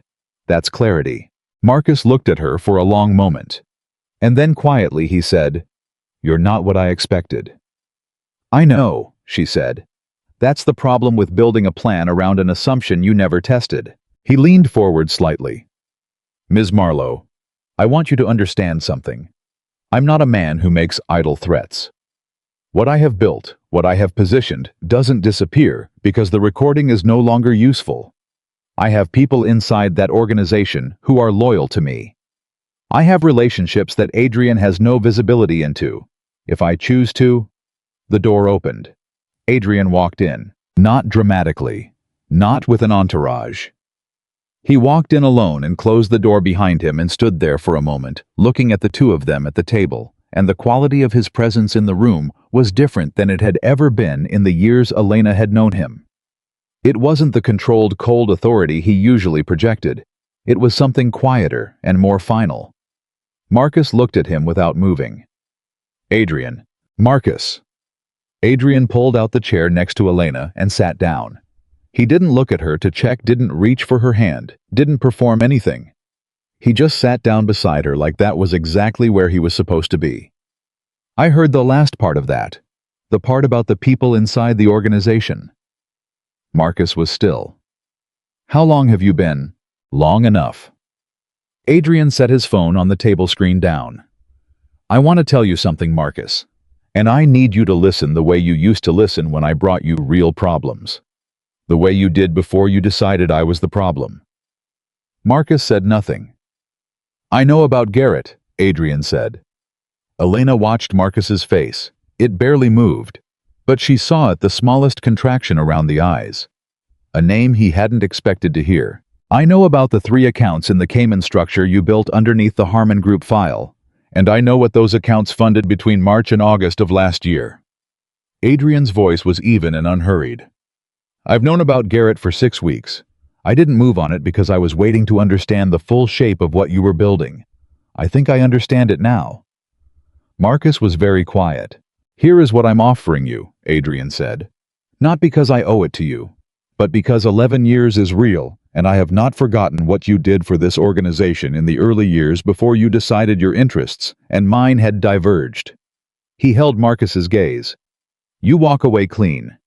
The Garrett exposure stays private. The people you have positioned inside the organization, I'll let them transition out quietly. No consequences, no retaliation. The documentation you have, I don't come after it. You take your retirement, you go live your life somewhere warm, and we agree that 11 years of history stays exactly that. History. Marcus looked at him. And if I decline, he said, then I release the Garrett information to the 3 parties who are most interested in it, Adrian said. And everything you spent 11 years building becomes a case study in what happens when a man mistakes his institutional knowledge for his institutional value. His voice didn't change temperature. I would prefer not to do that. I mean that. But I will if you make it necessary. The room was completely silent. Elena did not move. She did not look at Adrian, and she did not look away from Marcus. She sat at the table between these 2 men who had spent 11 years in an elaborate dance of loyalty and dependency and mutual necessity. And she watched the moment one of them realized the dance was over. Marcus picked up the water glass in front of him. He drank from it. He set it down. The Garrett accounts, he said finally. How much do you actually know? Everything, Adrian said simply. Another silence, longer. I need 24 hours, Marcus said. You have until tomorrow noon, Adrian said. After that I act on what I have. Marcus nodded once. Something had gone out of him, not dramatically, not the way a man collapses, the way a system depressurizes. Slowly, completely without noise. He looked at Elena one more time. You came here to close the door, he said. It wasn't accusatory, it was almost admiring. I came here to open one, she said. The door he just offered you, it's the only one left. Marcus looked at Adrian. She's changed you. She showed me what I was already changing into, Adrian said. There's a difference. Marcus said nothing else.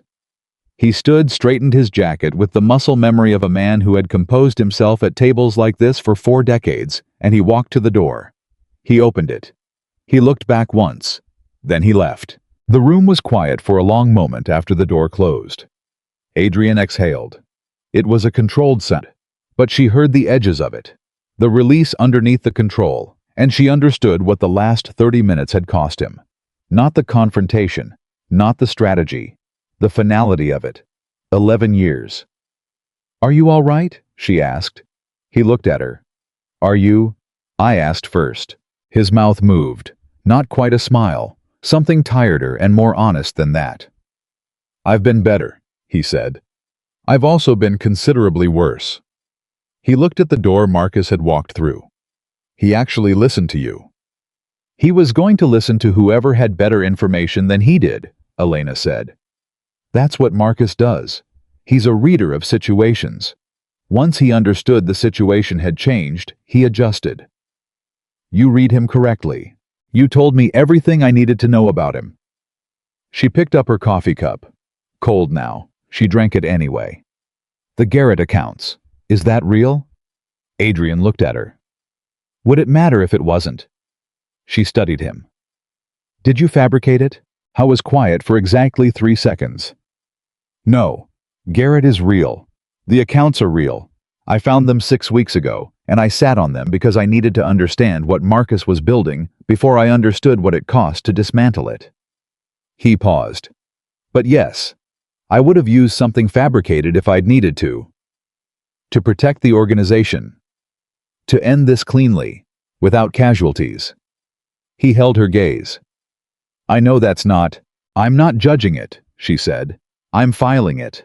Under things that are true about you that I'm allowed to know now. She put down the cup. Is he going to take the offer? Yes. No hesitation. How certain? Marcus has spent his whole career knowing when the math doesn't work. The math doesn't work for him right now, and he knows it. He leaned back in the chair. He'll be gone within a week, somewhere without extradition treaties for matters of organizational politics. And the people he had inside. 3 of them have already asked for meetings. The third, he paused. The third one is my problem to solve. Not today. Elena nodded. She looked at her hands for a moment. She became aware gradually of the full weight of the last 72 hours settling onto her. The car in the street. The phone call in the night. The working session at her kitchen table. The walk to this building. The conversation she had just sat through and held herself steady in. She was tired. Bone tired in the particular way that comes not from physical exertion, but from sustained emotional precision. From being exactly herself at full capacity, without flinching for 3 consecutive days. You got there at the right moment, she said. I was in the elevator when you sent the signal. He looked at her. Not because I didn't trust you. Because I couldn't. He stopped. 5 minutes outside your location was not a number I was going to stretch. I know. Elena. He said her name in the way he had started saying it in the last few days, not managed, not positioned, just said. What you did in that room, before I walked in, he wasn't. He was rattled, she said. Not broken. He needed you to close it. You set it up perfectly. We set it up, she said, the way we planned it. He looked at her. Together, he said quietly. Together, she agreed. The word sat between them differently than it had 2 days ago when she said it at her kitchen table. Then it had been a demand, a condition, something she was requiring him to meet. Now it was just a description of what had actually happened, of what they had actually been. She stood up. He stood with her. They walked toward the door side by side, and he reached it first and held it open, and she stopped for a second because the gesture was so ordinary. The unconscious automatic courtesy of a man who had done it 1,000 times, and something about that ordinary thing after the extraordinary 72 hours made her throat tighten in a way she hadn't expected. She walked through the door. He walked beside her down the hall. In the elevator on his way down, neither of them said anything. The elevator was mirrored, and she could see the 2 of them standing close but not touching both of them. A little rumpled. Both of them carrying the weight of what had just happened. And she thought, we look like people who have been through something. They had. On the ground floor, walking through the lobby toward the door, his hand found the small of her back. Not possessively. The way you reach for someone when you've been frightened for them, and the frightening thing is over. She felt it through her jacket. She didn't move away. Outside, the Chicago morning was fully awake around them, and the street was loud with the ordinary noise of ordinary people living lives that did not involve 11 years of institutional betrayal and recordings, and Cayman accounts and carefully constructed confrontations in rooms on the 14th floor. She stopped walking. He stopped beside her. I need about 3 days of sleep, she said. I'll drive you home. Adrian. She looked at him. What happens now with the organization, with everything you've been changing? He looked at her for a moment. It continues, he said. Without Marcus as an obstacle. Without the constant rearguard action of managing someone who was working against the direction. He paused. It's going to take time. The people inside who are loyal to the old way, some of them will come around. Some won't. The structure I've been building toward. He exhaled. It's going to take years. It's not clean. It's not finished. I know. No, she said. I'm not asking because I expect it to be. He looked at her. Then what are you asking? She thought about it for a moment. About the last 4 days. About the man who had knocked on her door at 2 a.m. in the rain, and the man standing next to her on this sidewalk. About what was the same, and what was genuinely foundationally different. I'm asking if you understand why this worked, she said. Today, this morning. What made it possible? He was quiet. He wasn't reaching for an answer. She could see him actually thinking. Because you knew everything, he said. Because I didn't protect you from the information. Because you came in as a partner instead of as someone I was managing around. He met her eyes. Because you were right, and I should have known you'd be right. That, she said. Yes, that's it. She held his gaze. Can you maintain that? Not in a crisis. Every day. On the days when nothing is on fire, and the old habits are easier, and the instinct to manage and protect and control comes back the way it always does. He looked at her without looking away. I don't know, he said. I think the honest answer is, I don't know yet. I think I'm better than I was, and I'm not all the way there, and I can't promise you I won't backslide, because I probably will, and the question is whether I catch it and correct it, or whether I rationalize it. He paused. I think that's the most honest answer I have. She looked at him for a long moment. It was, she thought, the best possible answer he could have given her. Not because it was reassuring, because it was true. The old Adrian would have promised. Would have structured the promise so it sounded guaranteed. Would have given her the managed, confident version designed to close the anxiety without actually addressing it. This Adrian said, I don't know, and I probably will, and the question is whether I catch it. That was someone doing the work, not performing the outcome. Okay, she said. Okay, he said carefully. I'm not saying everything is fixed, she said. I'm not saying we're where we were. I'm saying, she looked at him steadily. I'm saying I can see who you're trying to be, and I think who you're trying to be is worth finding out about. Something moved through his face. Elena, don't, she said not unkindly. Don't make it big right now. I'm tired and I want to go home and I need about 48 hours before I can have any more large conversations. She looked at him. Take me home. And then go do whatever you need to do about the third person in your organization. And tomorrow we can... She paused. We can figure out what tomorrow looks like. He held her gaze for a moment. And then he did something she had not seen him do in 4 years. He smiled. Not the controlled, calibrated expression he used professionally. Not the private half-smile she had known in their best moments. Something fuller and a little undone, and genuinely plainly relieved. Okay, he said. Okay, she said. They walked to the car. He opened the door for her. She got in. He went around to the driver's side. The ordinary sequence of it. 2 people, a car, a door, a morning, felt like the most significant thing that had happened in 4 days. Because they had done it together. Because she got in the car as herself, knowing everything, having stood in that room and held her ground, not because he'd protected her from the danger, but because he'd given her what she needed to stand in it. He started the car. Neither of them said anything for a while. The city moved around them. She looked out the window. He drove. The third person, she said finally, not looking at him. Inside the organization, the one you haven't located yet. Yes. I have a thought about who it might be. He glanced at her. Based on what? Based on something Marcus said in the first 5 minutes before I shut him down. A specific phrasing about how information had been moving. She looked over at him. He said it without realizing what he was giving me. Adrian was quiet for a moment. Tell me. She told him. He was quiet for another moment. That's... He stopped. That's probably right. His voice was careful. How did you... Because I was listening for it, she said. Because you told me everything. Because I walked in there knowing what I was listening for. She held his gaze for a second before he had to return his eyes to the road. That's what happens when you tell me the whole truth, Adrian. I become useful in ways you didn't anticipate. He was quiet. I know, he said. I know that now. She turned back to the window. The city kept moving.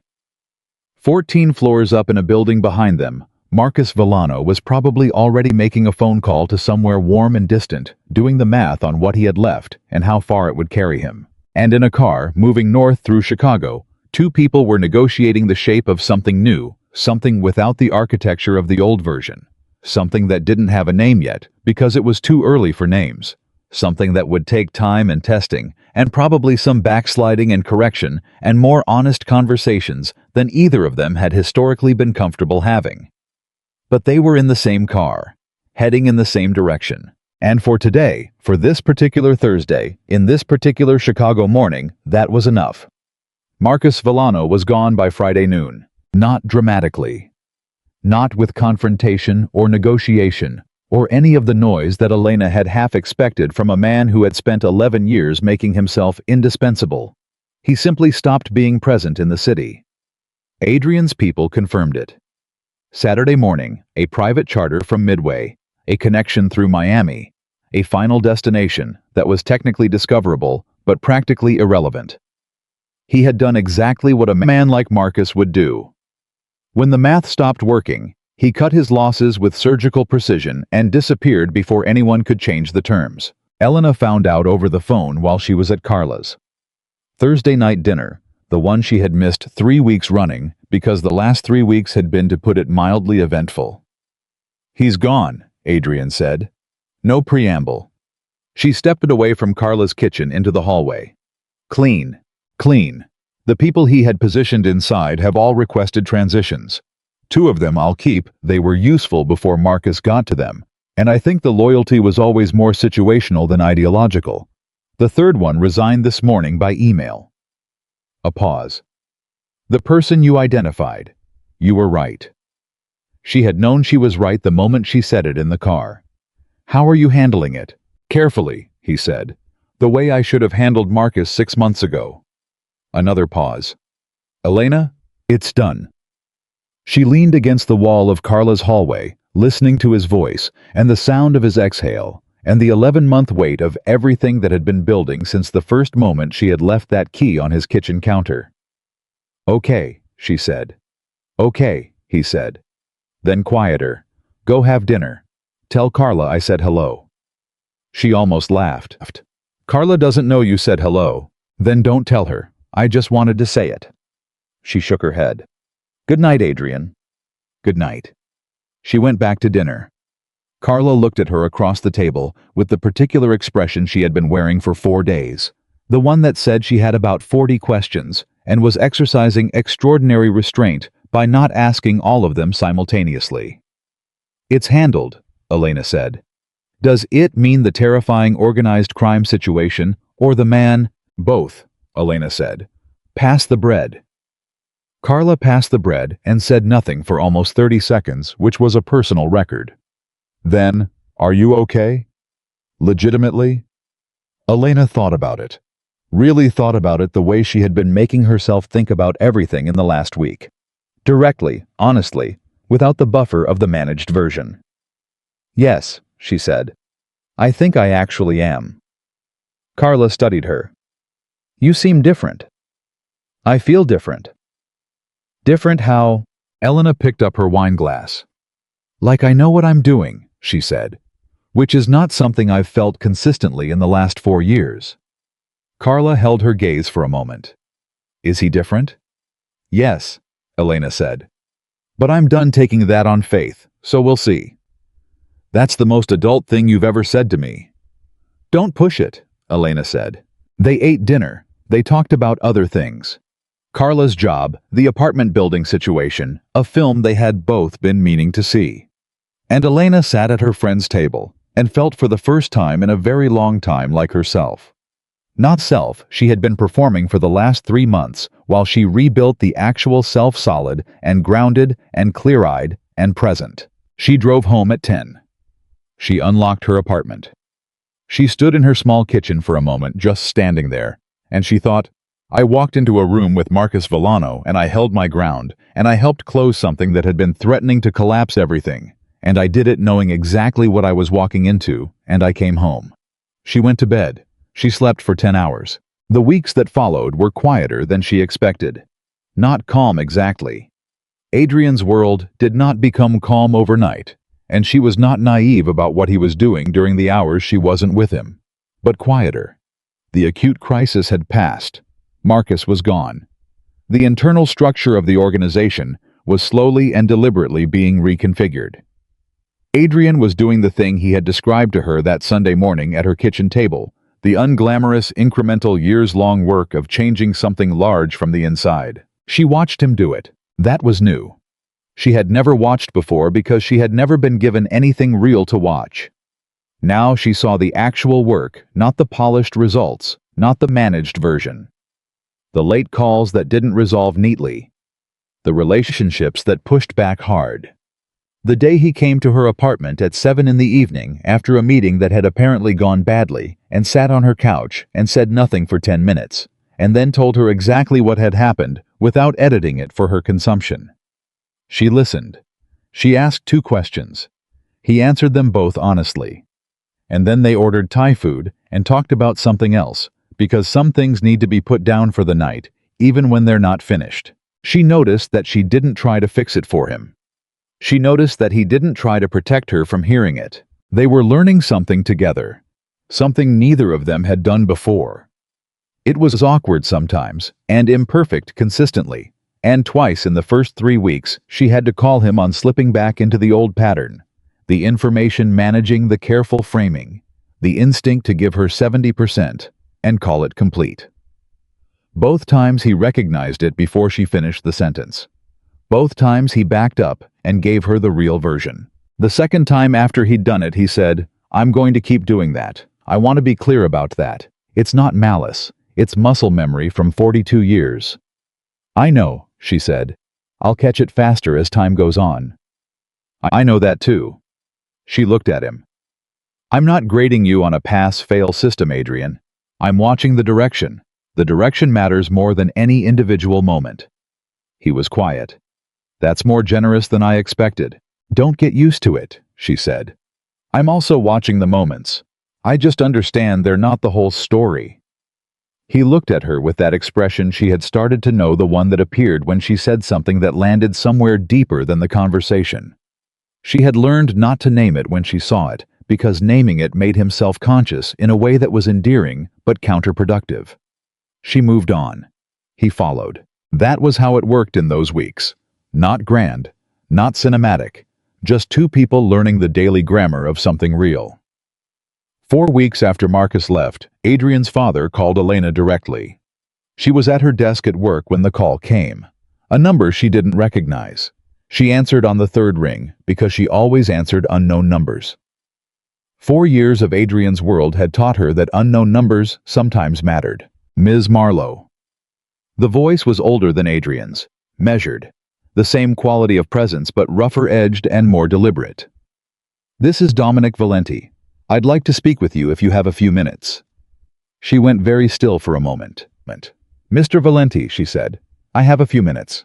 I was quiet on the other end for a brief moment, like he was deciding where to start. "I owe you something," he said. "That's why I called. Not to interfere. Not to assess you or advise you or weigh in on anything between you and my son. I owe you an acknowledgement." She waited. "I told Adrian when he was coming up, when he was learning this business and learning how to move in the world. I told him that the people who mattered to you were your vulnerabilities. That love was something to protect against, not something to build with." A pause. "I believed that. It kept me and what I built safe for a long time. It also—" He stopped, started again. "My wife died thinking I had never fully let her in. She knew it. She was too gracious to say it in those terms, but she knew it. And I spent the years after telling myself the trade-off was worth it, and that the protection I gave her was love in the form it was able to take." Elena said nothing. She was barely breathing. "It wasn't," Dominic said simply. "It was fear with better justification." A long pause. "Adrian made a choice I was not able to make. He chose to let someone in with full information and full standing. I told him it would cost him. I was wrong." Another pause. "What you did going into that room with Villano, handling it the way you handled it, I heard the account of it. I wanted you to know that I understand now what my son has." His voice was very dry. "I would also prefer not to be on the opposite side of you in any future situation." She exhaled a small breath that was not quite a laugh. "I appreciate that, Mr. Valenti." "Dominic," he said, "if we're going to be—" He paused, choosing the word. "Adjacent, Dominic." "Dominic," she said. "One more thing," he said. "What I told Adrian about love making men weak. He pushed back on me when we spoke. He said something I've been thinking about for 3 weeks. A pause. He said the organization ran for 40 years on fear and control, and it produced Marcus Villano. Maybe it was time to try something different. A beat. I didn't have an answer to that. Elena held the phone very quietly. He's right, she said. I know he is, Dominic said. That's what I've been sitting with for 3 weeks. Another pause. Take care of him, Ms. Marlowe. He's going to take care of himself, she said. I'll be beside him while he does it. A moment of silence. Then something she hadn't expected, a soft sound from Dominic that might in another man have been the beginnings of a laugh. Even better, he said. He ended the call. She put her phone down and sat at her desk for a long moment, looking at nothing. Then she sent Adrian a message. Your father called me. We should talk tonight. His response came back in 40 seconds. Is everything okay? She typed, yes. He said something you should hear. 3 seconds, I'll be there at 7. She put her phone in her pocket and went back to work.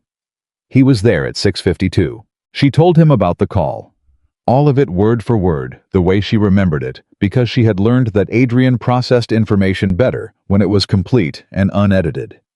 He listened without moving, and she watched his face do the thing it did. Now not locked down, not go professional and controlled and unreadable. Just carry the feeling openly the way a person does when they've stopped performing the absence of feeling. When she finished, he was quiet for a long moment. He said that. His voice was slightly rough. Exactly that. Exactly that. He looked at the table. He has never in my life, my father has never told me I was right about anything, and simultaneously acknowledged that he was wrong. He looked up. He told you before he told me. I think, Elena said carefully, that telling you was harder, because telling me was an acknowledgement. Telling you would be an admission. And he's still working up to it, Adrian said quietly. He's working up to it, she agreed. Something moved across Adrian's face, complicated and old, and not fully resolved, the particular feeling of a child waiting for a father to say a thing he's never quite said. She recognized it because she had seen Adrian carry it for 4 years without ever naming it to her, and she had not been in a position to see it clearly until now. He'll get there, she said. Maybe, Adrian said. He called me, she said. That was him getting there, sideways. The way men like your father get there.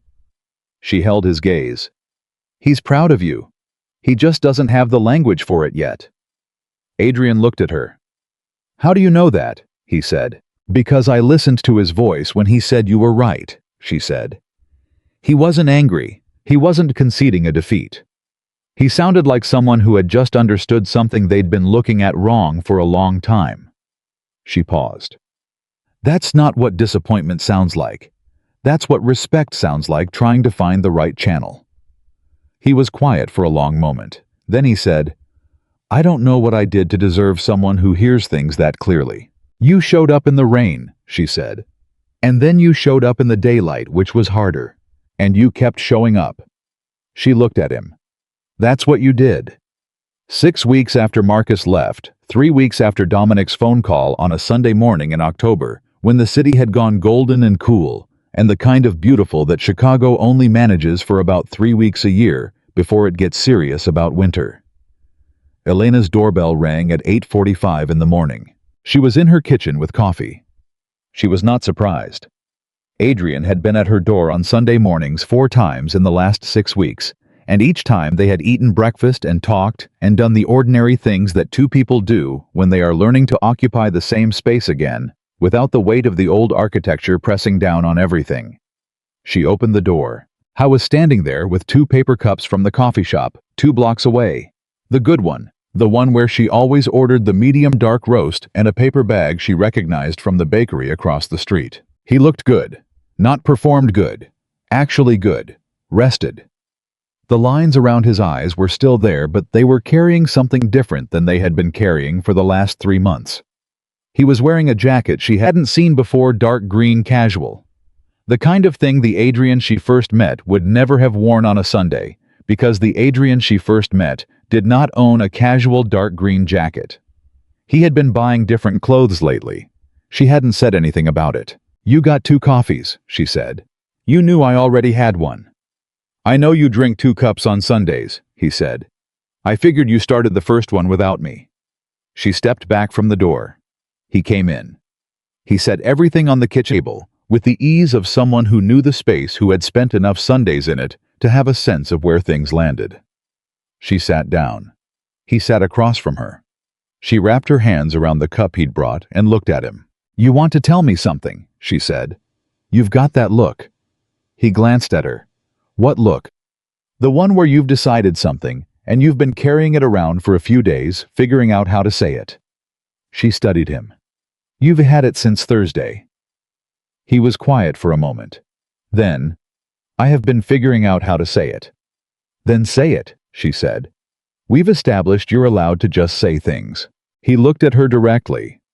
And something about the directness of it, the complete absence of strategy, the unmediated quality of his eyes on hers, made her chest tighten in a way she had stopped trying to manage.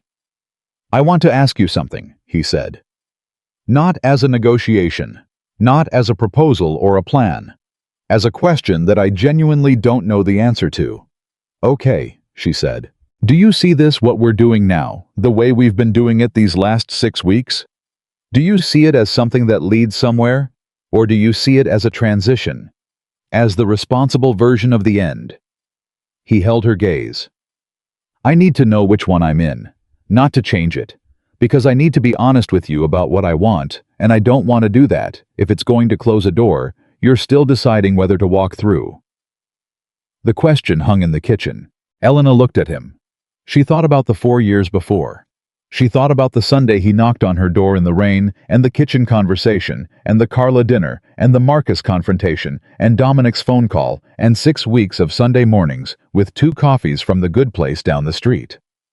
She thought about what she had said to Carla. I know what I'm doing. The most adult thing I've ever said. She thought about the woman who had sat on a bathroom floor with her shoes still on, and cried without witnesses, and the woman who had walked into a room on the 14th floor and looked Marcus Villano in the eye and held the ground until Adrian walked through the door. She thought about direction, about how she had told him that direction mattered more than any individual moment. The direction was clear.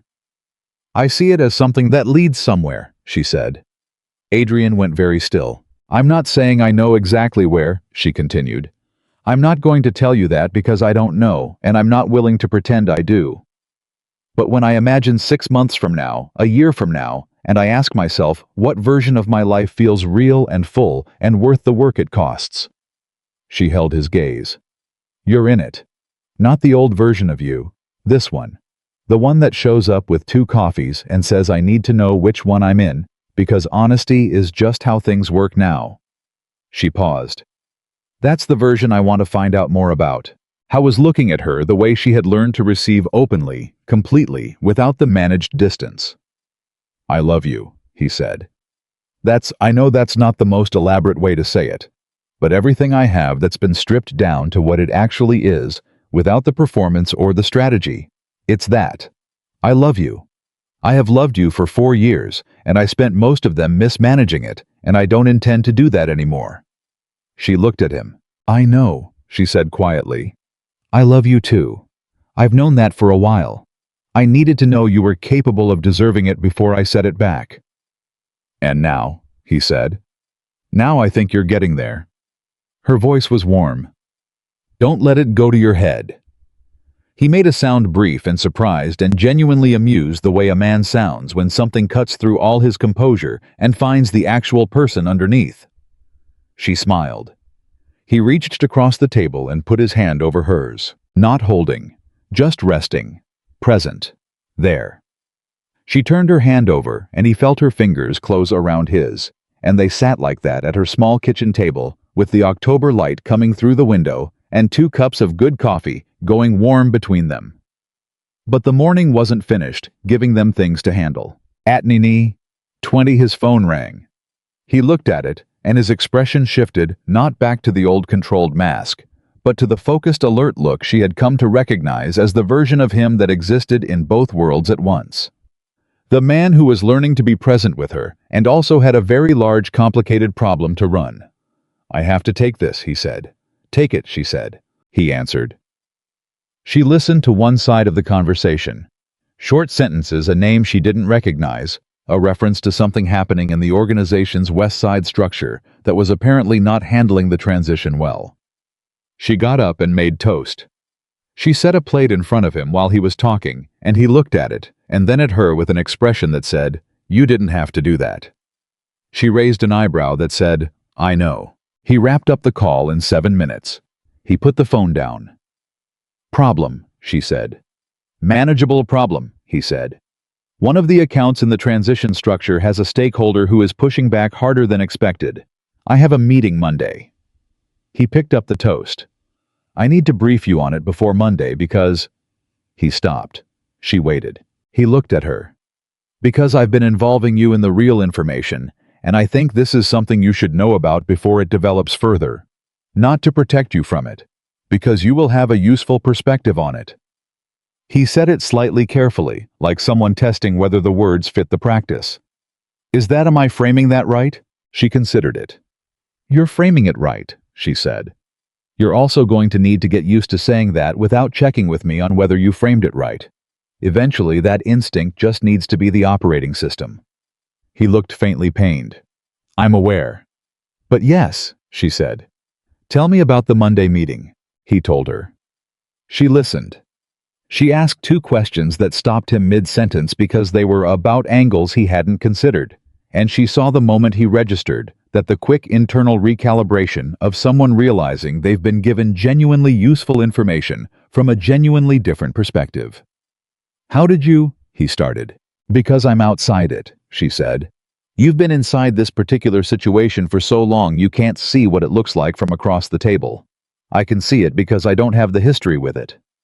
She picked up her coffee. "That's what happens when you talk to me instead of around me." He was quiet for a moment. Then, "We should do this every Sunday."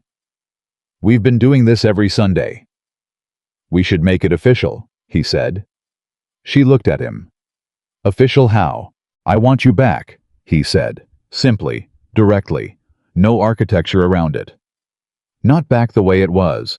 Back as in, I want us to be something deliberate. Something named.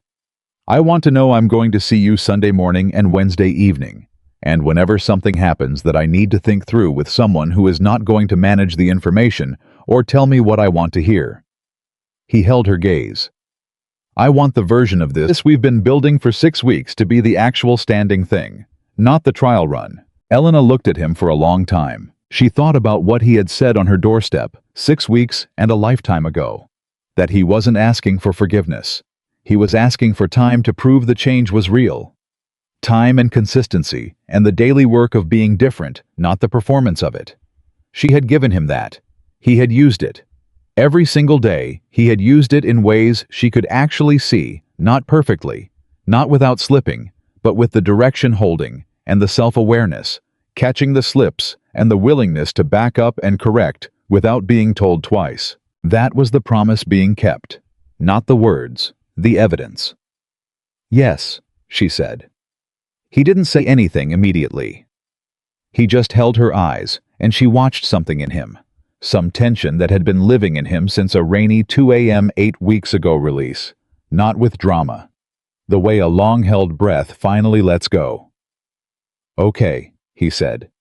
"Okay," she said. She picked up her coffee. He picked up his. They drank.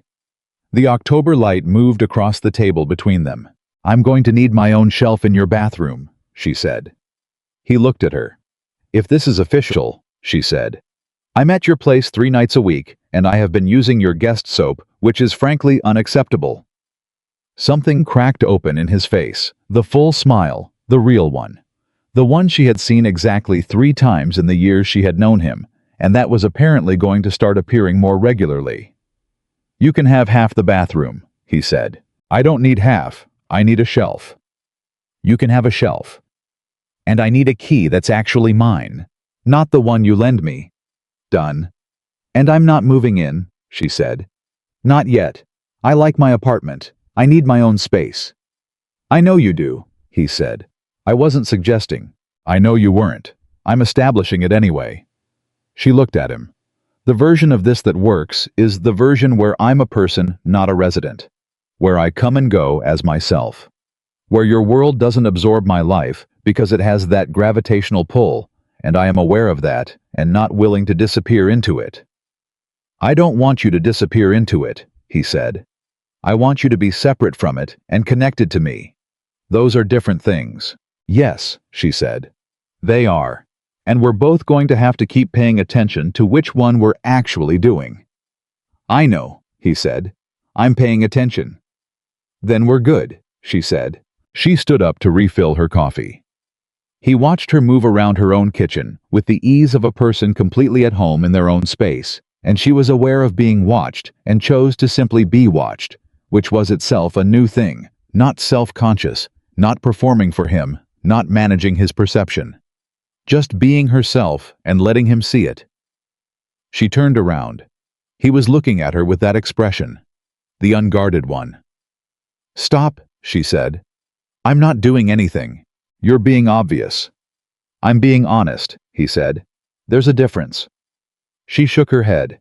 She sat back down. She looked at him across the table. This man, this complicated, brilliant, frightened, changing, honest man, and she felt the full weight of everything it had taken to get to this table. The leaving and the silence, and the rain and the early morning honesty, and Marcus's cold face, and Dominic's roughened voice on the phone, and 6 weeks of Sundays, and the slow, unglamorous, necessary work of two people deciding to build something real instead of something safe.